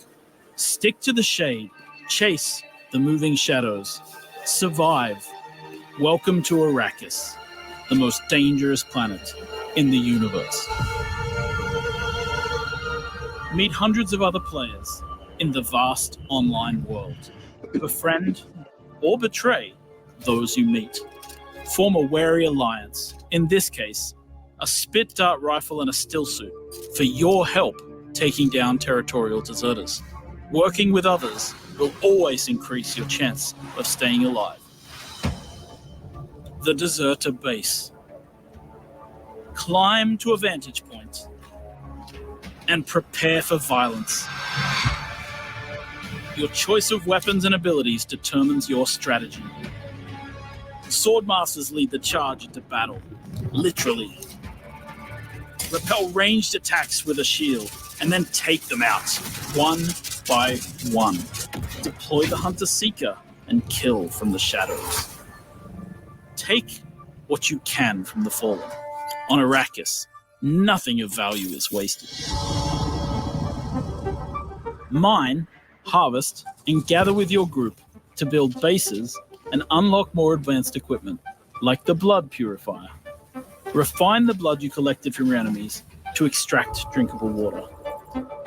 Craft improved equipment using fabricators. Replicate your bases in new locations with the blueprint system, and then sell blueprints of your architectural wonders to other players. Lead your group to become a guild. On Arrakis, a nameless prisoner can rise. Construct an ornithopter and take to the air. The world is yours to claim. This is Duneman Kifilari reminding you to vary your route. Return to the 4 spy slot. My crew found the shortcut we become The in-game radio provides insight into key events happening across Arrakis. Map the desert. Discover landmarks, wrecked ships, and desert testing stations filled with forgotten technology. Arrakis is a vast planet. You can explore unique locations, uncover valuable resources, and search for secrets amongst the shifting dunes.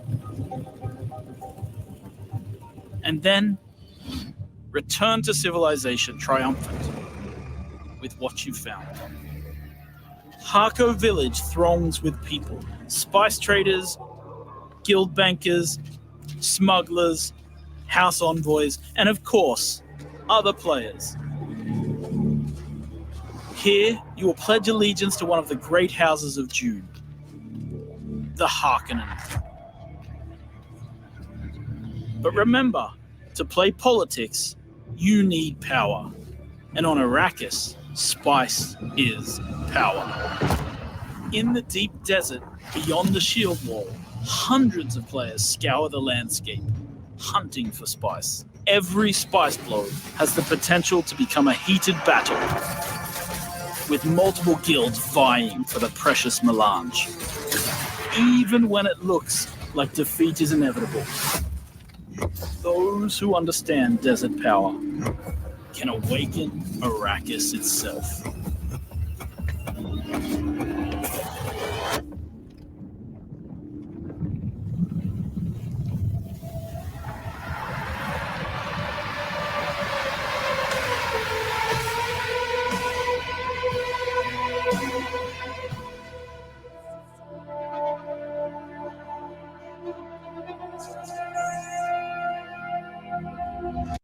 I really need to watch Dune.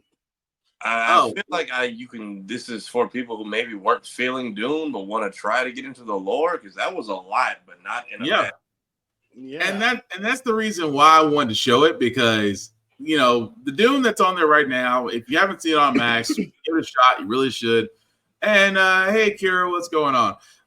But definitely should. Now, the reason why I wanted to point out Dune Awakening was the fact that they took a little bit of everything. You took a little bit of Mass Effect, a little bit of Starfield, a little bit of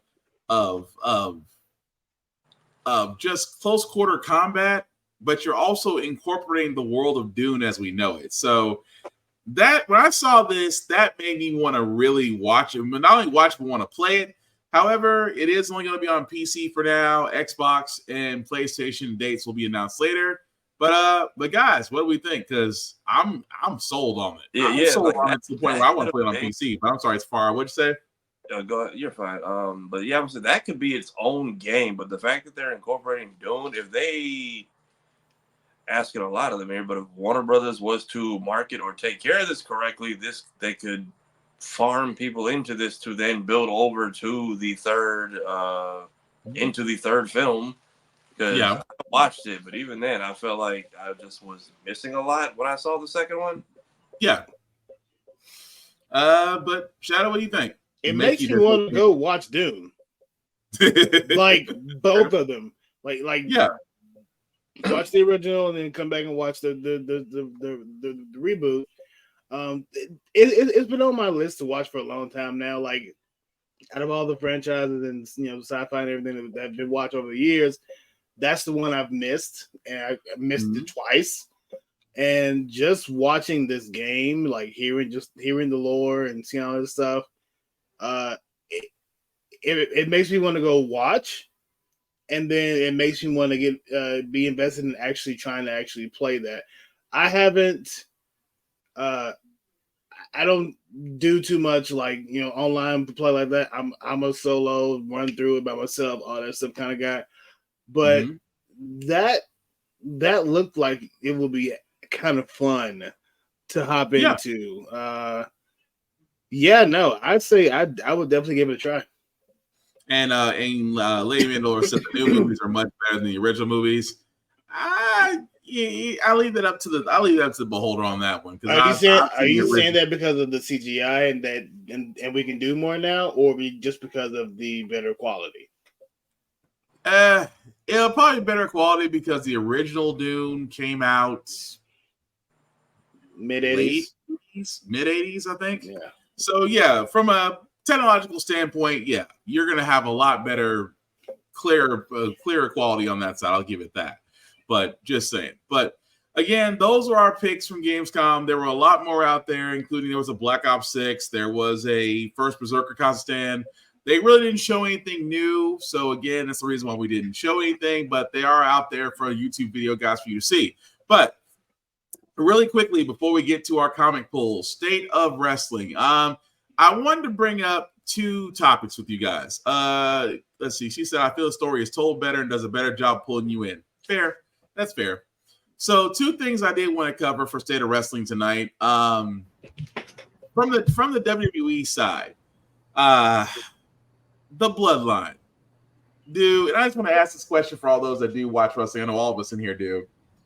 Has the Bloodline story, because at this point we haven't seen SmackDown. SmackDown has actually ran its course for the night, so we haven't seen exactly what has happened. But going off of what we've known so far about the Bloodline, the fact that Roman Reigns has returned, Solo's kind of rogue Bloodline, and what everybody is hoping for the next SummerSlam, is this a viable storyline moving forward? Yes, if they play it right. So we're pretty much building up to a true Bloodline Civil War at Survivor Series. I mean, we've had the Bloodline go against all the enemies of Roman Reigns, all that stuff. Cool, fine. Now you have an opportunity to have the new and more ferocious Bloodline go against the original Bloodline. If by do it good and do it right, my thing would be have the original Bloodline win, show their dominance over this new young faction, and dissolve. There does not need to be a Bloodline after that, because Jay and let's say Sammy would only be there, like, not out of spite, but out of like, all right, look, we can't let them run rampant, and that's my brother. I mean, I guess I can help you too, Roman, but like, that's my brother. We had our differences, but that's my brother. And so the 4-on-4, and I feel like if they do it right, storytelling wise, you know, Roman going through everything, like Roman for the first time in 4 years got his ass whooped last week. No one came to help him out. Everyone in the locker room was like, yeah, now you know how it feels, punk. And so I think that playing to the storyline of him opening his eyes to like the stuff that he's dealt with everyone else, after his redemption arc, he gathers the original Bloodline. They have this Civil War. They do a thing. They have an amazing show. Doing something like that, putting those 2 teams together for a show like that, that's your main event. That's going to be great. Perfect. Cool. After that is over, and you've destroyed this new young Bloodline, the original Bloodline, dissolve it. Everyone goes on their separate ways, does their separate things. If you want to run Jay and Jimmy again for tag teams, fine, cool, but I would rather keep them separate. And at that point, do something new, because the Bloodline will be going on that point. I don't think 5 years of the Bloodline would be viable. I think just capping it off at this 4-year mark. If my math is right, I feel like that would be the best way to end it. That's just me though. What do you guys think? Tafari, Joe? I have been completely out of touch with wrestling, so I get all my news through y'all. All right, Joe? I mean, settling it in Survivor Series makes sense. There's some other storylines I want to touch on, like the possible breakup of New Day. We're definitely heading in that direction. Yeah. We are definitely getting What is the next pay-per-view? It's not next month, is it? It's Bad Berlin. It's Berlin, which is next Match Saturday. in Berlin is 2 weeks from now. Next Saturday, yeah. Yeah. All right, so that's definitely going to be the KO versus. That's KO versus Cody. KO versus of Cody. course, Cody retains, but that's going to kick off KO's heel turn. Yeah. So heel turn is going after LA Knight, one of the two. Well, I mean, LA Knight needs a feud with somebody since thank God Logan Paul is kind of. Thank you. Logan's run now, hasn't it? Yeah, well, he re-signed his deal, so he can always come back. Yeah, I loved what they did with Dominic on his podcast. That was great. Yeah. Oh, yeah. No, that. Look, let me tell you something. In the time that I have been start back watching, and we talked about this on my podcast. Shout out to my podcast, Tease, whatever. I've watched Cody's journey, right?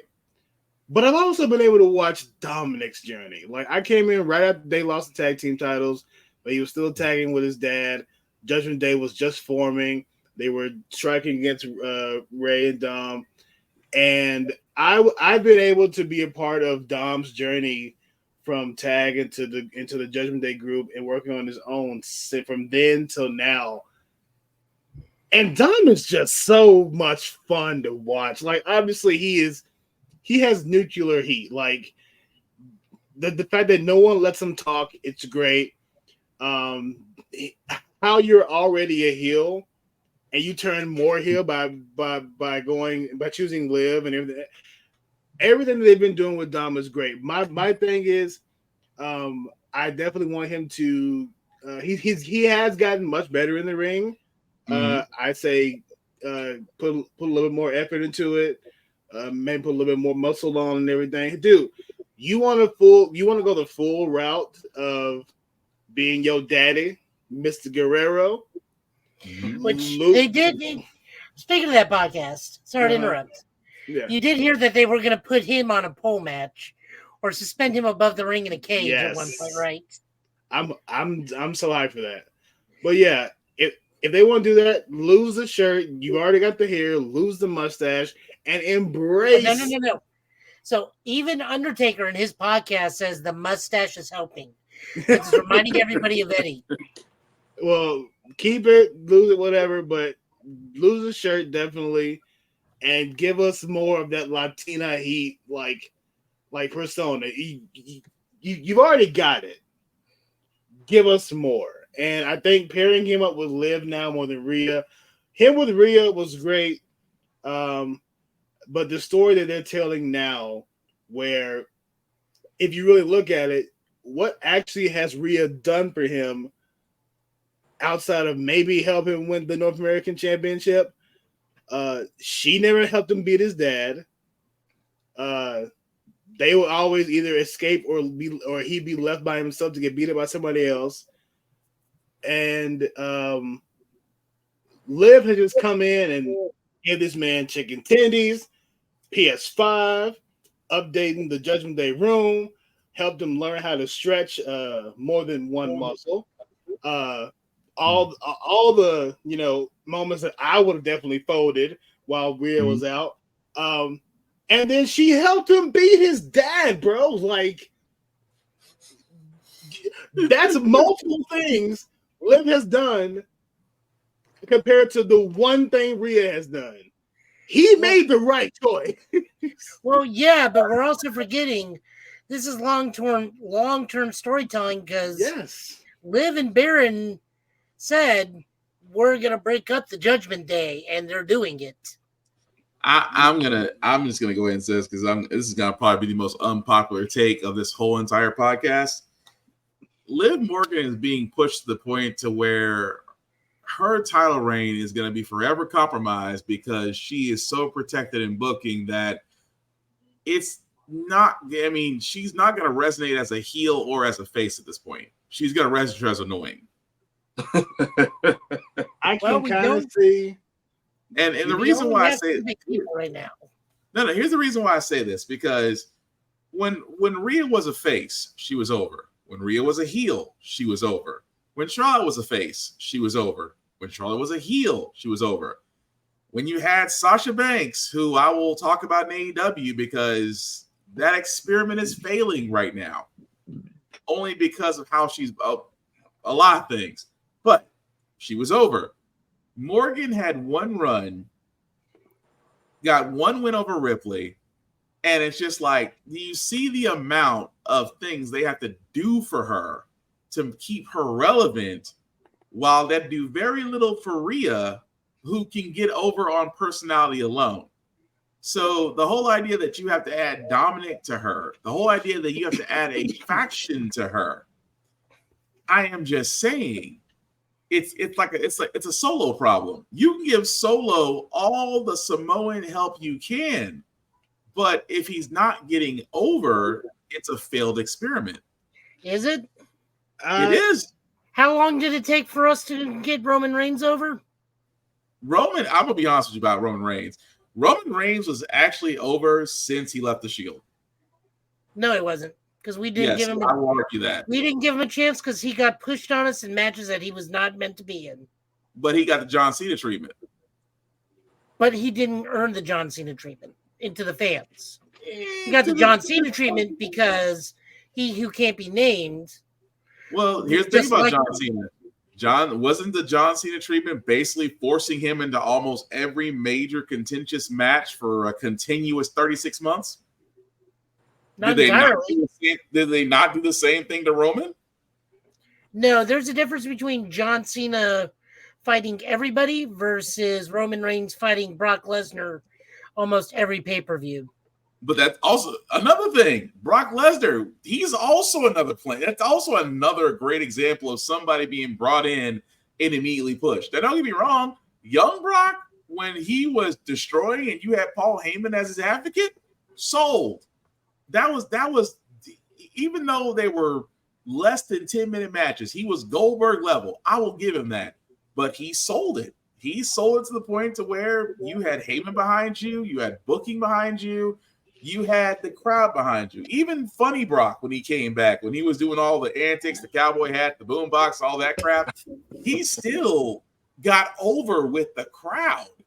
So when you look at Roman, it's like Roman kept getting pushed in because, again, this is at the time of The Undertaker, when everybody didn't like the fact that Roman put The Undertaker down, even though The Undertaker was like, I'm basically giving you the rub. Now, we were still all salty because the ultimate rub was given to Brock Lesnar. He beat The Undertaker at WrestleMania and basically gave him his first loss. That is the ultimate rub. I will argue that in all pro wrestling. And it's already been said that he was concussed. He concussed The Undertaker in the first 3 minutes for not being safe, and they had to go home early. Right. Was this all under the management of a Mr. Yeah. You know, Mr. My Health is Debilitating McMahon. I'm just saying my health is debilitating. But no, I wonder why. But the point I'm getting at with Morgan is the fact that they have to do so much for her, and I'm just like, she really got over on her own, and she didn't need all of this. Well, I think the other problem we're forgetting is the brand she's on does not have a lot of high, and I'm not saying this like diminish what the workers there. Mm-hmm. She does not have a lot of high level competition at this point. It's either Rhea Ripley or because Becky Lynch is gone at the moment. Yep. They haven't called up any of the NXT women that does need to be there. Yep. Well, they do have Kiana James, but Kiana James. Oh, hi, lady. But Kiana James is right. That's what I'm getting at. They called her up, and it's just like you've done nothing with her. Nope. They need what am I calling her right now? Female crush. and who is that? Who's female crush? Luna Del Sol, female crush. Ah, okay, gotcha. I wouldn't be against that, but again, I mean, she is just female crush.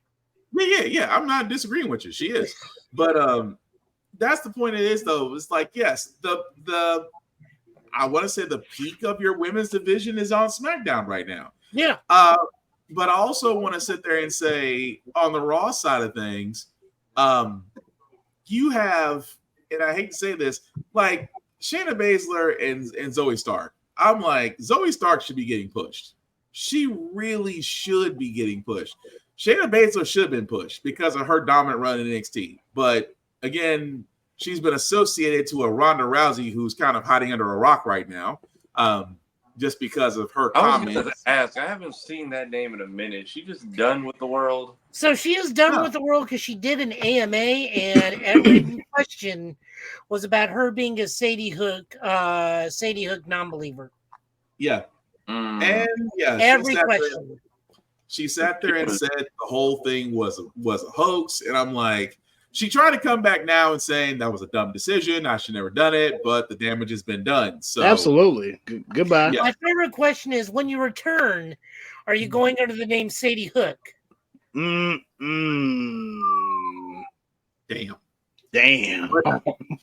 But what I'm getting at though is like, yes, the women's division does need to be pushed because again, there's tremendous talent in NXT that needs to be called up, but I don't know. I'll put it this way. I understand that Triple H is head of creative. I understand that he has people under him. I understand that there are producers at Raw and at SmackDown making decisions.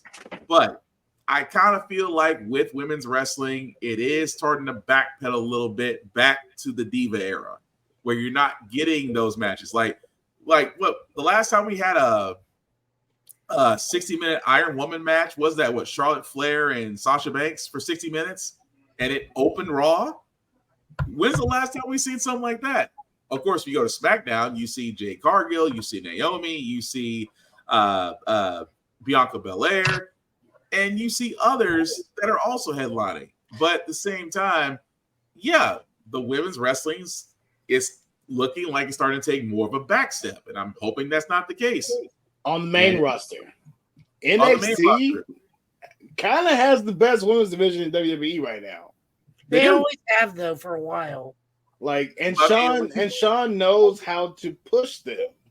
Yeah, you're 100% right. It is. I mean, if you're looking at all divisions, NXT does have the best women's division right now. I just hope that the thing about it is, anytime they go from NXT, it's always been that are they going to flounder? Are they going to flourish? Are they going to go to the backside? And I said more women wrestlers going from NXT than men because Braun Breaker, bona fide stud. We knew where he was going. He's a Steiner. He can only go one way. Well, right to the I'm saying, I mean, even though he's a Steiner, the dude can go. And the fact that he doesn't really depend on the Steiner. He doesn't depend on the Steiner recliner or the Steiner Frankensteiner. He's kind of doing his own thing, but he flourished. Even the 4 horsewomen, every one of them, they flourished. So we'll get to that in a moment.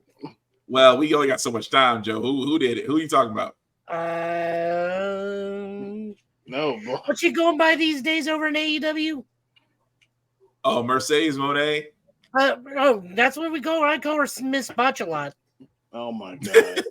I guess that's a good segue, right? That's a good segue. That's a good segue to go to AEW. So that's a good. I was going to say the only other thing we can add is, honest to God, I think we're going to have our first company champion because I think Joe Hendry's going to get that title. Oh yeah, he should. Give it to him. Give him at least 2 matches and give it back to Trick. You shouldn't even take him for Trick.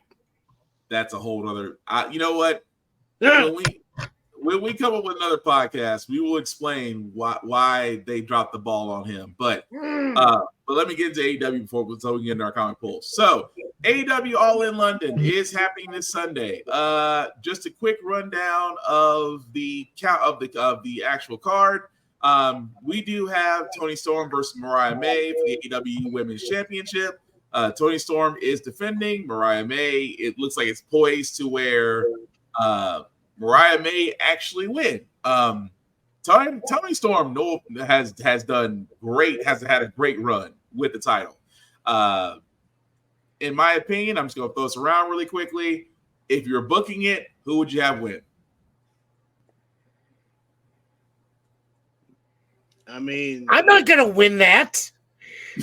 I mean, okay, so look, I don't watch Oh, AEW, but I know Tony Storm is thicker than a Snickers, so I'm gonna just say Tony Storm. That's me. Joe? Give it to the not Tony Storm person. I don't watch a lot of AEW anymore. I'm with that, Mariah May. Tony Storm has had the belt for a very long time, and it started to get stale. She actually defended her belt against Saraya on Dynamite, which made no sense to defend your belt for a pay-per-view. But I digress. So I think I would book as Mariah May winning. Now, to get to the heart of the matter, the TBS Championship, current champion Mercedes Moné will be facing Britt Baker for the TBS Championship. Or as Joe called her, Miss Botchalot. Who would you book to win?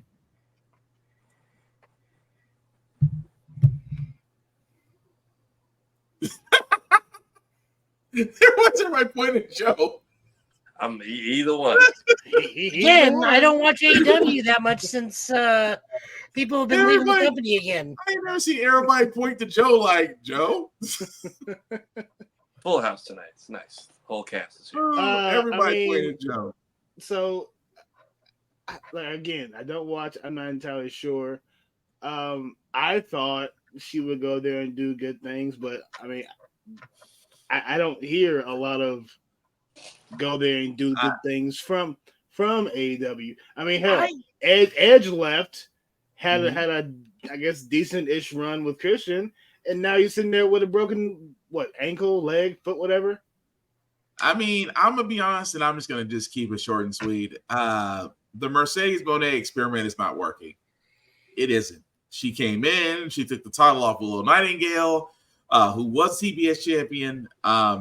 They even gave her an enforcer. Her mic skills, they just don't seem to translate very well. But her wrestling, like Joe said, it's cringy sometimes because the moves aren't as crisp, and at the same time, there is a lot of error on this part. The problem is with Mercedes Moné, I think that she's going to wind up. I think they're going to feed Baker to her to submit her title run. So they're probably going to have her. They're probably going to have Moné booked to win and retain the TBS Championship title. I think the other thing that I was kind of saying about the Four Horsewomen thing earlier is this really does show how much WWE had to cover for her and had to protect her to ensure that she was one of the Four Horsewomen, because Becky definitely a stronger background. Becky definitely had the strongest background. Fair. Because I just got done with her biography. That woman's been wrestling since she was 16 because she lied to get into wrestling school. Yeah. Everybody else, you knew Charlotte was going to be decent. You knew Bailey was going to be decent just from all the work she constantly puts in. Yeah. But it just continuously shows when you're not as, and I don't think that they're not tight knit, but I think they work a little bit looser where it shows more of her weaknesses. No, it's fair. I just think that if she's gonna flourish, if she's gonna make it AEW, it just has to be something different. AEW American Championship, MJF versus Will Ospreay. Should be a banger. I love MJF because he reminds me of old school. He reminds me of old school booking in a new age. Will Ospreay, amazing athlete. I love the fact that he is not scared to do a lot of aerial moves. And also, he's an Assassin's Creed fan, which is always a plus. If I was booking it, I would say Will Ospreay, but more than likely, because AEW is investing heavily in MJF, they'll probably have him booked to win and keep the title. But thoughts on that? Will Ospreay is only as good as his opponent, because if you give him a crap opponent, he does not work well. But you give him someone like Kota Ibushi, where they had that banger match at G1 Climax that one time. Yeah. Which is still a meme to this day, with the camera looking back, that man really shines. MJF, they have to invest heavily in him because it's not that I don't see loyalty with him, is I think he is going to go wherever he will be the biggest. Yeah. And the moment he stops being the biggest in AEW, he's going to jump ship. Yeah, but AEW is invested in him heavily. They don't have a choice because I think Dean's not there at the moment, and Cesaro's not there at the moment. And I think Daniel Bryan got hurt because Daniel Bryan still continues to wrestle and work incredibly recklessly. I don't care what anybody says. I love Daniel Bryan, but Miz was absolutely correct in that shoot interview they had that one time. Oh, the one that cemented Miz? Where Miz just flat out tells but I'm safe and I'll be doing this in my 50s and you'll be in a wheelchair by your mid-30s. And it's funny that you bring up Bryan Danielson. Bryan Danielson, of course, Daniel Bryan, when he was in WWE, he's actually he is in the thing. I thought that was Mordecai Black. No. He's going to be facing Swerve Strickland for the world title. So it's title versus career. I think this is where this is going to be his swan song because Swerve Strickland is on a roll right now, and I love the fact that he is on a roll. I don't see Danielson getting booked to win. I see Strickland beating him, and then Danielson gets his whole send off into the sun thing. But yeah, that should be a good match anyway. But I legit thought that was Mordecai Black, not Daniel Bryan. Also another guy I didn't think about, Jack Perry, of course, with the scapegoat thing, because he's gonna have the TNT championship. He's facing Darby Allin in a coffin match, which again, if you don't know what a coffin match is, ladies and gentlemen, it's basically just taking your opponent into a coffin and slamming it shut. Shout out to the Undertaker for doing it first. Question, because I am not doing this. Is Darby Allin able to stay on his own without Sting in his corner these days? Yes, because they just are kind of floundering in the mid card because they're really booking him toward the upper card now because it's kind of going back to where he was because when he was with Sting, it was kind of a mid card situation, but now because he's kind of on his own again, you see him being booked more toward the main event, high profile matches, and in this case because of the match he had with Jack Perry on Blood and Guts. This is just the rubber match from it. So if I had to book it, I would say because it's a coffin match and because Jack Perry is with the Elite, they may book it to where he keeps the title and Darby Allin may be written off television for a while, just because the man is always doing something crazy. Also, the All-In Casino Gauntlet match, pretty much a free-for-all. Anybody can join. The only two things I wanted to bring up about this is that two people from WWE have now traveled over to London. Bobby Lashley and Ricochet. We found out earlier that Ricochet did sign a multi-year deal with AEW, and he's currently headed to London right now. Does this mean that also MVP is in London? So you have MVP, you have Bobby Lashley, you have Ricochet. I'm not saying it. I'm hoping for a Hurt Business-like faction to appear in AEW. It's highly needed. Will it happen at the Casino Gauntlet match? Don't know, but looking forward to watching it. Because the Hurt Business was a great faction in WWE until they decided not to back it. Take it how you will. MVP is saying that, creative just didn't believe in them or, things that Vince didn't believe in them. Yeah. That's kind of what he insinuated, but he didn't say with 100%, but he did kind of insinuate that. But we'll leave it at that. In the pre-show, Willow Nightingale and Tomohiro Ishii will be facing Chris Statlander and Stokely Hathaway. Should be a squash match because if you don't know who Tomohiro Ishii is, the bulldog of New Japan Wrestling, let's just say it should be a short match. That's all I'm going to say about that one. The other one, the triple threat match for the AEW World Tag Team Championship between FTR, the Young Bucks, and the Acclaimed. Should be a good one. Young Bucks are still holding the titles. They're still being the Elite. Acclaimed, I actually like them. Will Max Caster get his Hot 16 in? Maybe because it's uncensored. FTR has been a great tag team champion, kind of similar to the Dudley Boys as far as title reigns go. It could go either way as far as booking on that. It's But the guys, Young Bucks. They're going to keep their titles because they're too narcissistic, and I don't like them. Well, I mean, they are doing the heel thing, and it is working for them. I agree. I do agree with you on that, though. I see it as this: if you're owner of the company, you can't wrestle. True. You shouldn't be able to if you're EVPs, which is still weird. But hey, Kenny Omega has been quiet for a couple of this whole entire time. I kind of expect him to pop up, which would be actually cool. But the last match, of course, this is the last of the card for the AEW Trios titles. You have Christian Cage and the Patriarchy versus the Bang Bang Gang versus the House of Black versus a unknown Trios group that won't be announced until Sunday. I kind of miss the fact that House of Black used to be Trio champions because I did like the House of Black rules.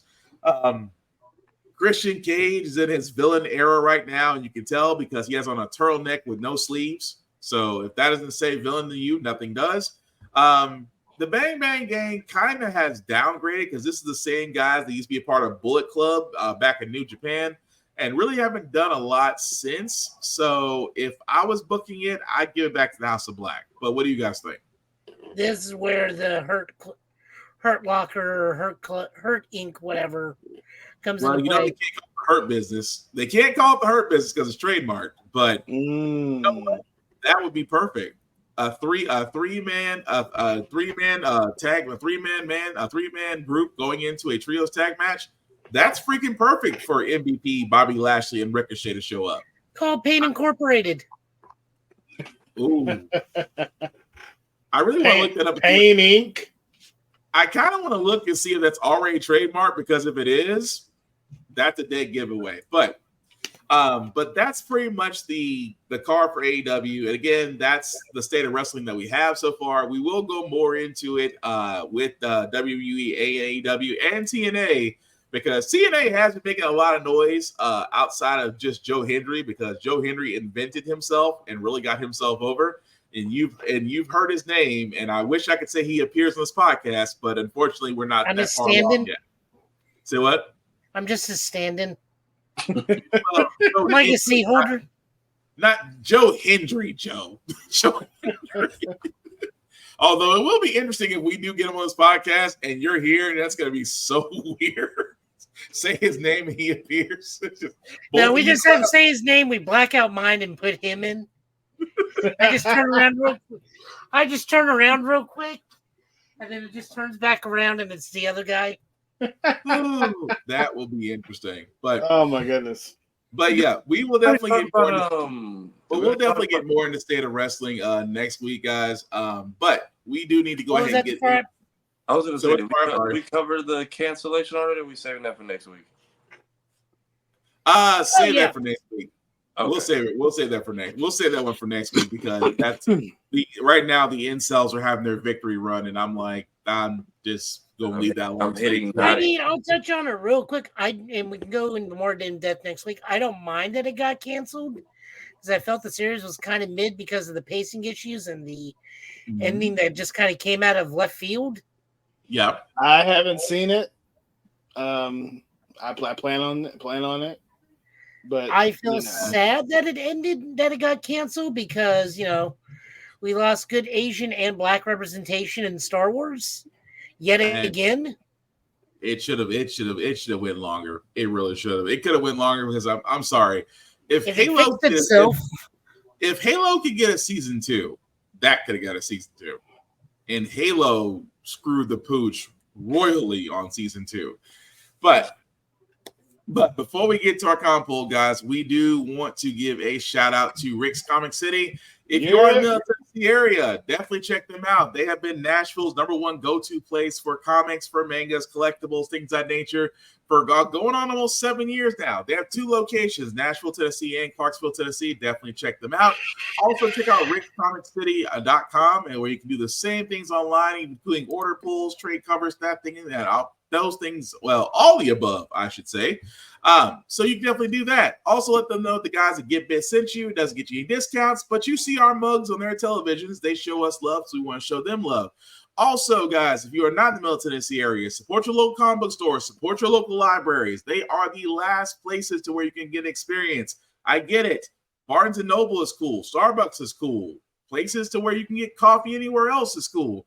But going to a comic book store or going to a library is an experience. There are things there that you can sit there and talk about, can do, meet others, get other advice, and even invite somebody to actually see what's so fun about going to a comic book store or going to a local library. And kids, I cannot stress this enough. Most libraries have a banned book section. Please read it. You will be surprised about the stuff that they don't want you to know that you should know. Because again, expand your mind, expand your horizons, read the banned books. So again, guys, if you are in the Middle Tennessee area, definitely check out Rick's Comic City. If you are not, support your local libraries, support your local comic book stores. You will miss them when they are gone. Joe, I do see you got the comic books up, sir. So whenever you're ready. Yep. First book this week is Jenny Sparks. This is a Black Label book. This is a book written by Tom King with art by Jess Spokes. Those unaware, we will be meeting Jenny Sparks soon. She is the leader of the Authority. The book is pretty much just starting with a multiversal version of Captain Atom. I'm unsure which one is starting to cause terror while monologuing, because he apparently is aware of all of the different versions of himself and keeps like roaming around and like just randomly murdering people while talking about which lies it is. And Jenny is still technically part of the Authority, so she is the superhero that keeps the superheroes in line and apparently cannot be killed. So we're just tracking her right now. I'm not gonna lie. This issue was a little rough to read, and I say rough because you don't really have to make Jenny Sparks. You don't have to make her Constantine without the magic. I guess you can put it that way. What I mean by that is the level that they try to go with, even though this is DC Black Label. It just, like I said, I'll give the next issue a shot, but this first one was not a good one for me. Yeah, I picked up a little bit of Constantine in this too from her, but like, she's got electrical powers, right? Yeah, she does, but it's just how they went about trying to, really establish her character. It just felt like y'all kind of did too much. Just saying. That's just me. Yep. Next up, we got Green Lantern number 14. This is an absolute power tie-in. Hal Jordan escapes confinement, tries to flee. The Green Lantern style of Maze Robot tries to stop him. Hal finds a way out and takes along a crap ton of hero and villain weapons to the assembled forces of superheroes. That's pretty much the book. But I love the fact that he had a room full of weapons, and he was like, I have to thank the Condiment King for this. That part was funny to me. Is he flying the bed jet? What? Is he flying? I don't think that was the Bat Jet. I don't think that was the Bat Jet. I forgot that was. Yeah, he's flying the Bat Jet in this. Oh, okay, it was Bat Jet. Okay, I'm wrong then. No, that's the Bat Jet. That's the Bat Jet he's in. Okay, but like that's just cover art. Oh, okay. But it was a good issue though. This was written by Jeremy Adams with art by Federico Parson and ink by Auclair Albert and colors by Romano Ferraro. So yeah, like I said, decent book. Green Lantern continues to go on, be a decent book. Thank God. Close the comics on accident. You lost your screen for a second. Yeah, I closed it on accident, trying to move it over. I think it just closed itself. Oh no, you're good. But no, it was definitely a good issue. But let me get you back up. There you go. There we go. Okay. Wonder Woman number 12. Also a absolute power tie-in. This is written by Tom King with art by Tony S. Daniel, colors by Leo Piccardi. God, I love this issue. This issue was so much fun. So they have got Digger here, and they are it is Damien and Diana. And they are trying to prove a theory of what method works best to extract information from villains. Batman's methodology of fear or Wonder Woman's methodology of love. Even though Wonder Woman's love is very tough love with a lot more violence. They continue to go back and forth using different methods. A lot of times, Damien Fear apparently is being tied and hanged upside down a whole lot in high places. Diana also has very sweet moments with Damien, where Damien finally is like, I think Diana goes like, "You are not over Alfred, are you?" Yeah. Damien's like, "It's my fault I got him killed. I did this. Nothing's been right since Pennyworth died." And then we learn what the methodology is. Because he's a Flash villain, he's an idiot. So he, in his own stupidity, gives up where everything is. Oh my God. He really did. And it was a good issue, though. I did like the fact that you did see Damien and Diana did bond over that, over ways of torture and interrogation.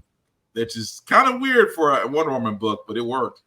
Well, Damien and Diana honestly is a very dangerous combo, and that actually makes me kind of want to read it. Oh, you should. It was a good issue. It was. Moving on over to Marvel, we got Miles Morales Annual #1. This is written by Cody Ziegler, who continues to knock this series right out the park. Art is still David Beldion, again, knocking it out of the park. And Proto Bunker's Donna Sanchez Almera is the colorist. Long and short of this one, we get various adventures of Miles as he goes to see his abuela in Puerto Rico. And adventures follow, including meeting and chatting Storm. Which was very interesting. But it was a good talk, and he got Storm's respect. Yeah. How interesting we talking? Oh, just sitting there because, go ahead. No, go ahead, Joe. Go ahead. Hurricanes are threatening Puerto Rico, and he finds Storm's there and fights her a little bit, thinking it's Storm in a bad mood, and it turns out Storm's trying to ease the hurricanes off Puerto Rico. Oh my goodness. Yeah. Also, keep in mind right now,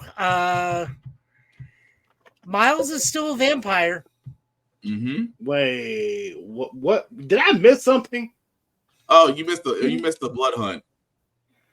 You missed the whole summer event where Blade got possessed by the first vampire, and Dracula, in killing it, made all vampires' weakness to the sun go away.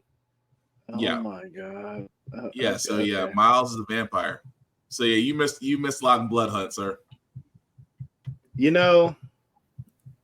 Stuff like this makes me miss Comic Store and even more, because I wouldn't have missed this if he was still here. R.I.P. Comic Store, man. We miss you. Oh yeah, we miss you, but you also could have been listening to this podcast because we've been covering Blood Hunt since it started. I've been at work. Leave me alone. It's called a podcast, sir. My Is name is that the what Wall. it says at the bottom is guest starring Storm and Blood Hunt, or does that say Bloodline? Bloodline. Between you and Shado, my name is the Wall, and that's between y'all. But anyway, fantastic book. God, I love reading Miles. Of course, I just like reading good Spider-Man, and this is one of the few places we can get it. Shots fired. Yeah, because you're gonna not go back to the Amazing Spider-Man for a while. Apparently not till after the 12 deaths of Spider-Man. Oh my God. So, by the way, Predator versus Black Panther, written by Benjamin Percy and Chris Allen, doing the artwork. Sean Damian Hill doing some art. Craig Yoon doing some art. Lee Ferguson doing some art. And colors by Eric Arcanija. Yeah. So the Predator race is starting to realize we've been all over Earth. Mm-hmm. We haven't hunted in the Wakanda yet. Let's see what that's like. And they even know what vibranium is too, because they've experienced elsewhere in space. Yeah. It's like, oh, this country knows how to use vibranium. This will be a really good hunt. So it's an interesting issue. I will say that it is interesting to see how they're going with this. I'm like, how many ways can you tell a Predator story? Because we've kind of seen it and done it, but they actually do kind of do this one a little bit more of a refreshing side of it. I don't want to spoil it just because it's really worth reading because it really is. Yeah, because I was like on the fence. I was on the fence because the first thing I see Predator, I'm like, against Black Panther though, which the way they're telling the story makes you want to read it. Which Panther? Is it as good as Batman T'Challa? Predator though? Yeah, it's T'Challa. Okay. It's T'Challa. Is it as good as Batman Predator though? We will say yet to be seen because this is a promising start. Because we do get quite a bit of time on the Predator homeworld before we see them in Wakanda. Yeah. And it's not just one Predator in Wakanda. It's like a whole hunt party. Oh. It's very rare. Oh, they invaded with a troop. It wasn't just one. Because they recognize the danger of the Dora Milaje. So they're like, we're going to need more than one. I love the respect level. It's like they saw the Dora Milaje and said, we're calling back up. if that tells you anything, if an alien predator race looks at a bunch of highly trained Black women and sat there and said, "We gonna need more of us," we're gonna need at least 3. We're gonna need at least 3 more. They're not pulling the U.S. agent. He's like, you ain't getting my ass disrespected. They fear the Dora Milaje more than they do Xenomorphs. I love that. I'm gonna check this out now. This is making me hyped for it. It's almost as if the John Walker beatdown transcends space. It's like we've seen what happened to him with a shield. Could you imagine what they do with a spear? With our spear? Just oh boy. Woo. All right, Scarlet Witch number 3. This is written by Steve Orlando we know that guy. Art by Russell Dodderman and Jacopo Kamanagi and Kamanji, and colors by Frank Wilson Matthew Wilson and Frank William. That's on me. Wanda just gets out of the Scarlet Road after fighting Laura, who is a multiversal doppelganger that is kind of like trying to do Jet Li's The One across the multiverse. Oh my god. Ultimate Scarlet Witch. Darcy goes to Hex Finder, and Nash is like, I kind of need you to bring Wanda back. They're like, Joseph's soul's a little different. He was a mutant whose soul kind of like hangs in the ether in the white hot room where I can just kind of grab him. Wanda's soul's on Witch Road. That's a different story. Meanwhile, Pietro and Lorna are still fighting the thing that killed Wanda the first time. She does come back, but which Wanda comes back? Right. That's going to be the question for the next issue. It's like, we dealing with the Wanda that you know, or the Scarlet Witch that you may want to run from. Oh yeah. Either way, good book. Steve Orlando. Steve continues to kill this book. I love it so much. Ultimate Spider-Man number 8. The Spider-Man worth reading. The Spider-Man that outsells the main Spider-Man book every time it's on the newsstands. Shots fired. Still shots fired. We make ourselves known on this. So in this one, Pete talks to Iron Man both remotely and in flashbacks. Meanwhile, his son has a birthday party, and J. Jonah Jameson and Uncle Ben kind of corner him. It's like, I kind of need you to work for us on the paper. Meanwhile, still Mary Jane, I love it to death, and she's like, talking to the ball again? Yeah. Who is it? He says his name is Iron Man. All right, just remember we got the birthday party in 10 minutes. The love, it's it's funny how the level of normal she has with that. It's like, oh, he's talking to a ball. That's not crazy at all. But just remember, we have a party to get to. And Peter actually makes it to the party. Because this is no. See, here's the thing. Peter's 35 with 2 kids and is just now Spider-Man. His life is in a complete shambles at the moment. He knows what work-life balance, superhero work-life balance is. He is in his 30s. No, it's not even that he has happiness. It's because he's had enough time to become an actual adult, not a perpetual 16-year-old attached to May's hip. Oh, shots fired. Also, because he was raised by Uncle Ben. And apparently Uncle Ben is not sweet Uncle Ben like always. Uncle Ben is your pretty typical uncle. Hey. I'm an uncle. What you mean? The one that you will invite back to Thanksgiving, but is still going to teach the younger kid, no, this is right and this is wrong. Oh, okay. So me. Okay, cool. Yeah. Okay. Father figure uncle is what he's getting at. Ah, there you go. Cool. I mean, hey, we're just happy to see a universe where Uncle Ben, still alive and kicking.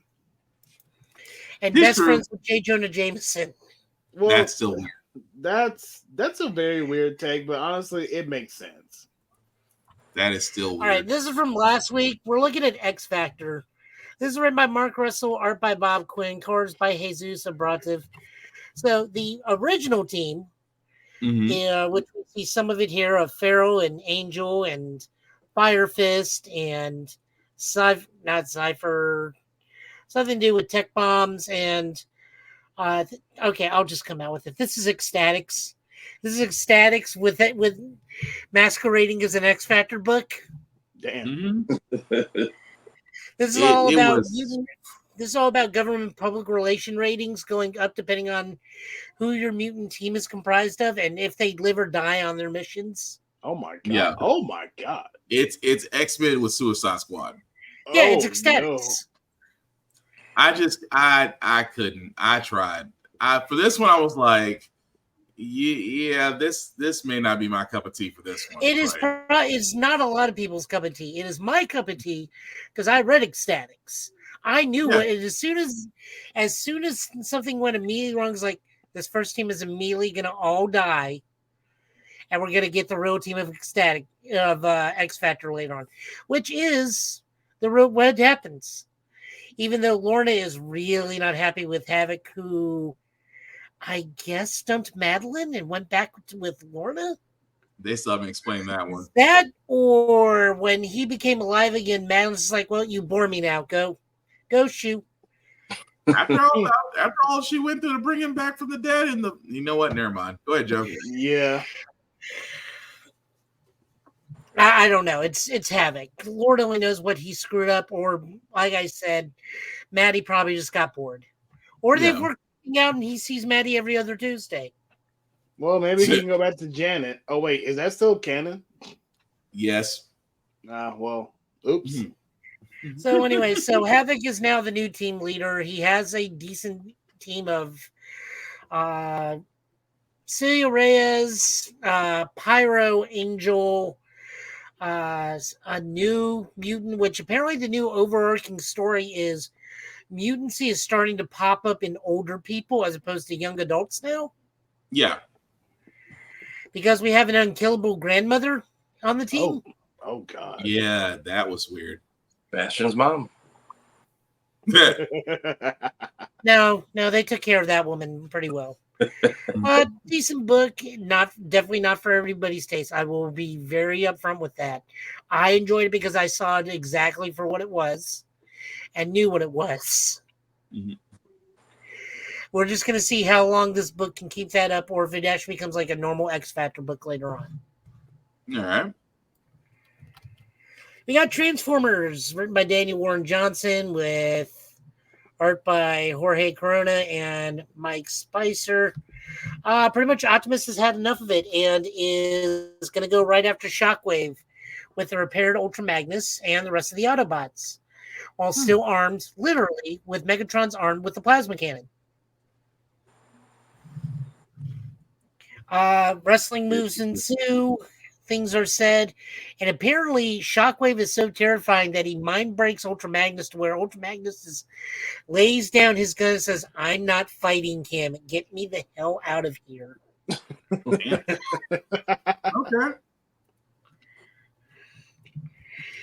And even Shockwave is like, "See, I can do this to people, Prime. Do you really want to go with it?" And then Prime just like gets ready to shoot him. So again, Shockwave being worse than the devil. Still feel bad for Soundwave because he's still carrying around Ravage. Won't somebody please fix my cat? Oh my god! Wow. That's what's going to make him flip when the Autobot sounds like, "We'll repair Ravage." I mean, that's what's going to make him flip. I guarantee it. Damn. And then last one of the night, Ultraman meets the Avengers. This is written by Kyle Higgins and Matt Groom of Power Rangers fandom. And comic book writing. Art is by Francisco Mana and color by Matt Mila. Pretty much Galactus gets tired of dealing with the Marvel Universe because they always stop him from eating, so he goes to the Ultraman universe. Comes across one of the Ultraman enemy planets and pretty much does the same thing he always does. Gives them a Faustian contract. I won't eat your planet, but you will serve me. So he does that with Barmar, one of the Ultra aliens, who immediately goes, "I know a place you can eat." And then a dimensional portal opens up because I don't know what the Avengers were doing, but it puts Miles into the Ultra universe. Always Miles, of all people. Yep. But don't worry, Miles is not any of this. You had me at Cal Higgins. I mean, you saw what he did with Power Rangers. So. Rest of Avengers, they get to know the Secret Science or the Super Science Security Squadron. And Ultraman fights break out, Avenger fights break out, and it's pretty much the issue. It's a really good issue. This is the technical continuation of the Ultraman series. So from Trials of Ultraman to this. Nice. Okay. They even bring up plot points because they don't know who Miles is initially, and they're wondering if it's for that one group that had the bioorganic kaiju they made.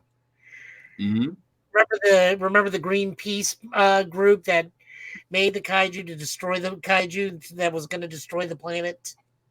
Yeah, I got you. No, it's a good, but it's a good issue. I do highly recommend this one as well. But yeah, it was good. Yep. Book of the week. We actually had some really strong choices. It's either this or Wonder Woman for me. Mine's going to Green Lantern, just because Hal with a room full of weapons and trying to escape. That was fun. That was fun. Really, not Black Panther versus Predator. It's Black Panther versus Predator is good, but the second issue better be amazing to me, because I'm like, you're not about to give me an issue like that, and then the second one is dull or just boring. So that's the reason why I'm kind of like, I know what Absolute Power is going to do because I've already seen Nightwing kind of take the lead. So I already know where that's going. So that's why I'm saying I'm just on the fence about the other side. I did have a Black Panther question. I am not familiar with the book enough. Who are the dudes in the White Panther suits? Oh, that's their attack squadron. Yeah. Okay. I am not familiar with Black Panther War beyond the movies. They have a certain name, and if the man on the wall is still watching, could you tell us that certain name, sir? Because your Black Panther knowledge is stronger than mine. I just can't think of the name of that troop that wears the white suits at the moment, but I'm pretty sure you guys know. Is it not the War Dogs? Like, are they? No, are they I don't know if it's the War Dogs or not, but it might just be. But we'll get that question answered later on. But as we are wrapping this up, guys, we do want to thank everybody that commented, liked, watched, shared. We certainly appreciate that. And I usually go random with this one. So, Tafari, you want to let people know what you're doing, sir?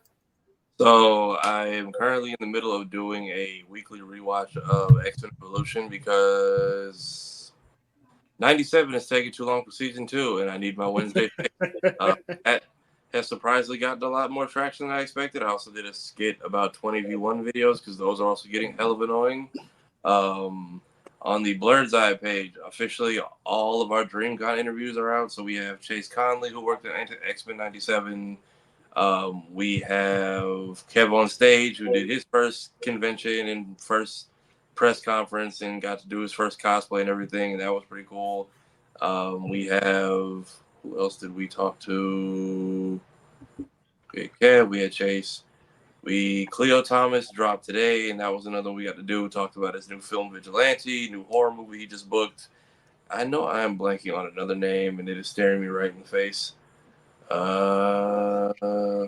Najee Jeter. We spoke to Najee Jeter, who plays Miles Morales in the Spider-Man Insomniac games.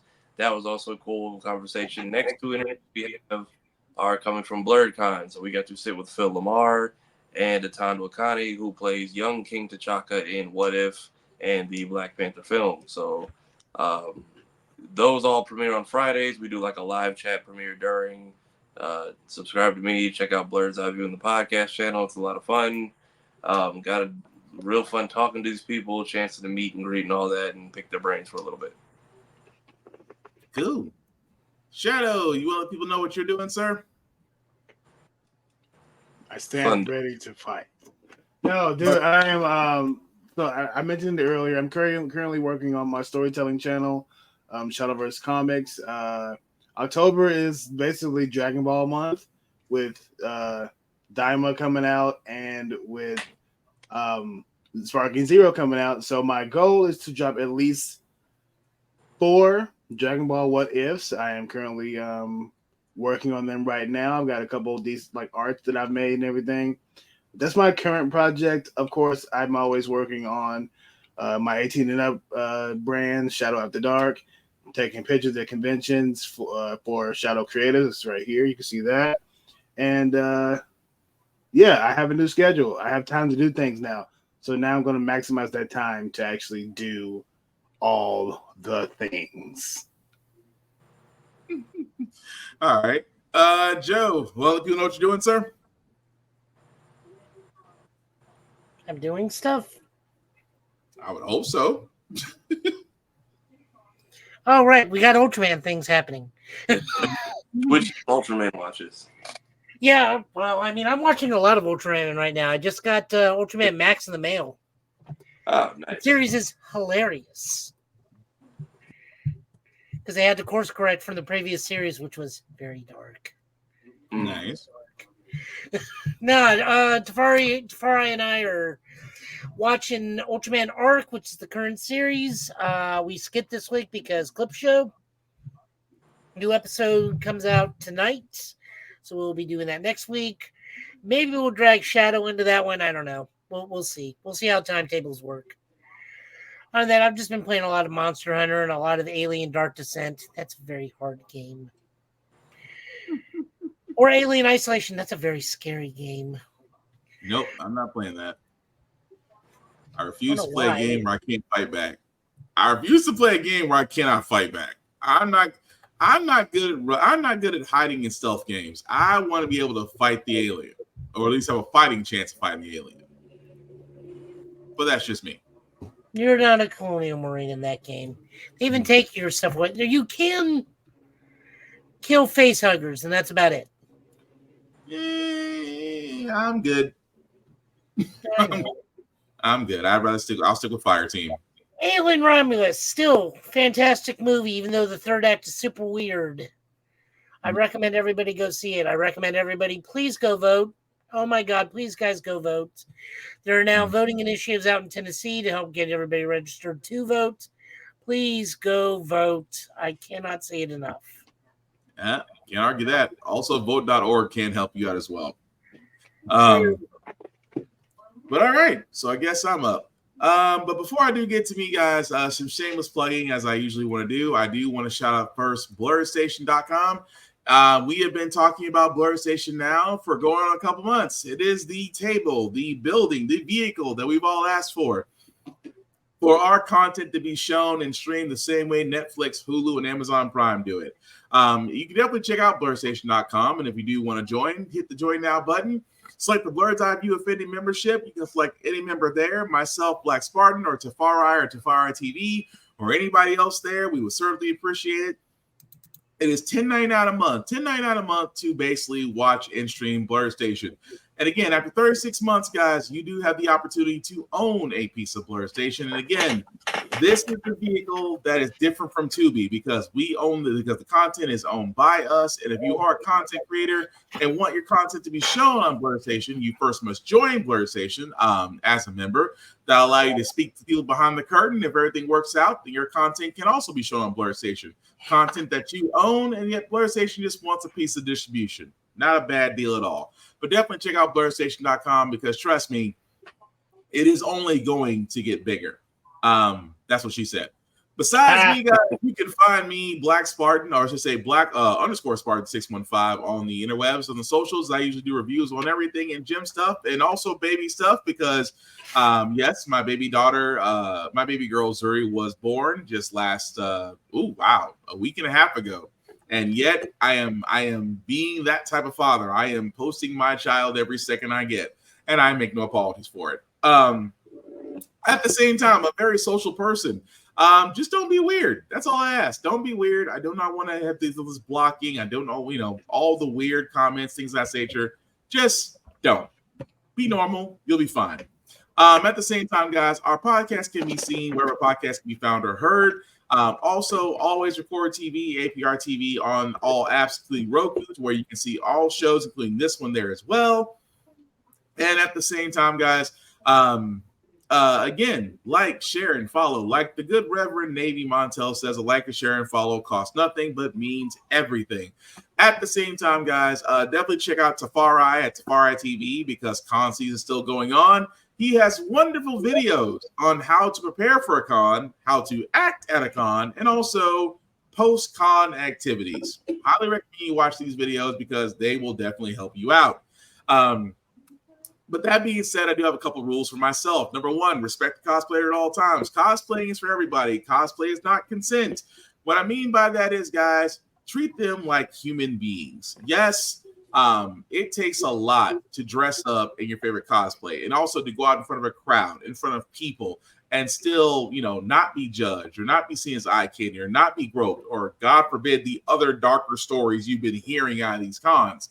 Simply put, treat them like individuals or treat them the way you want to be treated. It's just that simple. Also, cosplay is for everybody. Regardless of your height, weight, preferences, or choices, you can cosplay as anything that you want to be. The only thing you shouldn't do is blackface.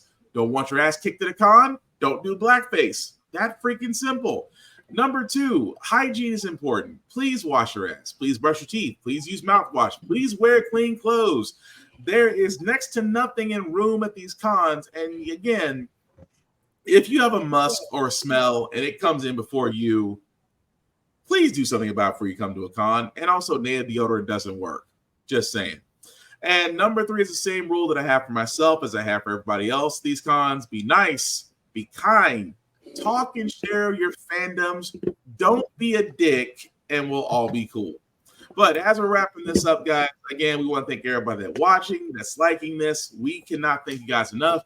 We will hopefully be back here same time next Friday, same Get Bit time, same Get Bit channel, as we do cover the news and as well as talking about that elephant in the room that did not get a season 2 and our state of wrestling and our comic pulls. But as we're wrapping this up, guys, any last words we call tonight?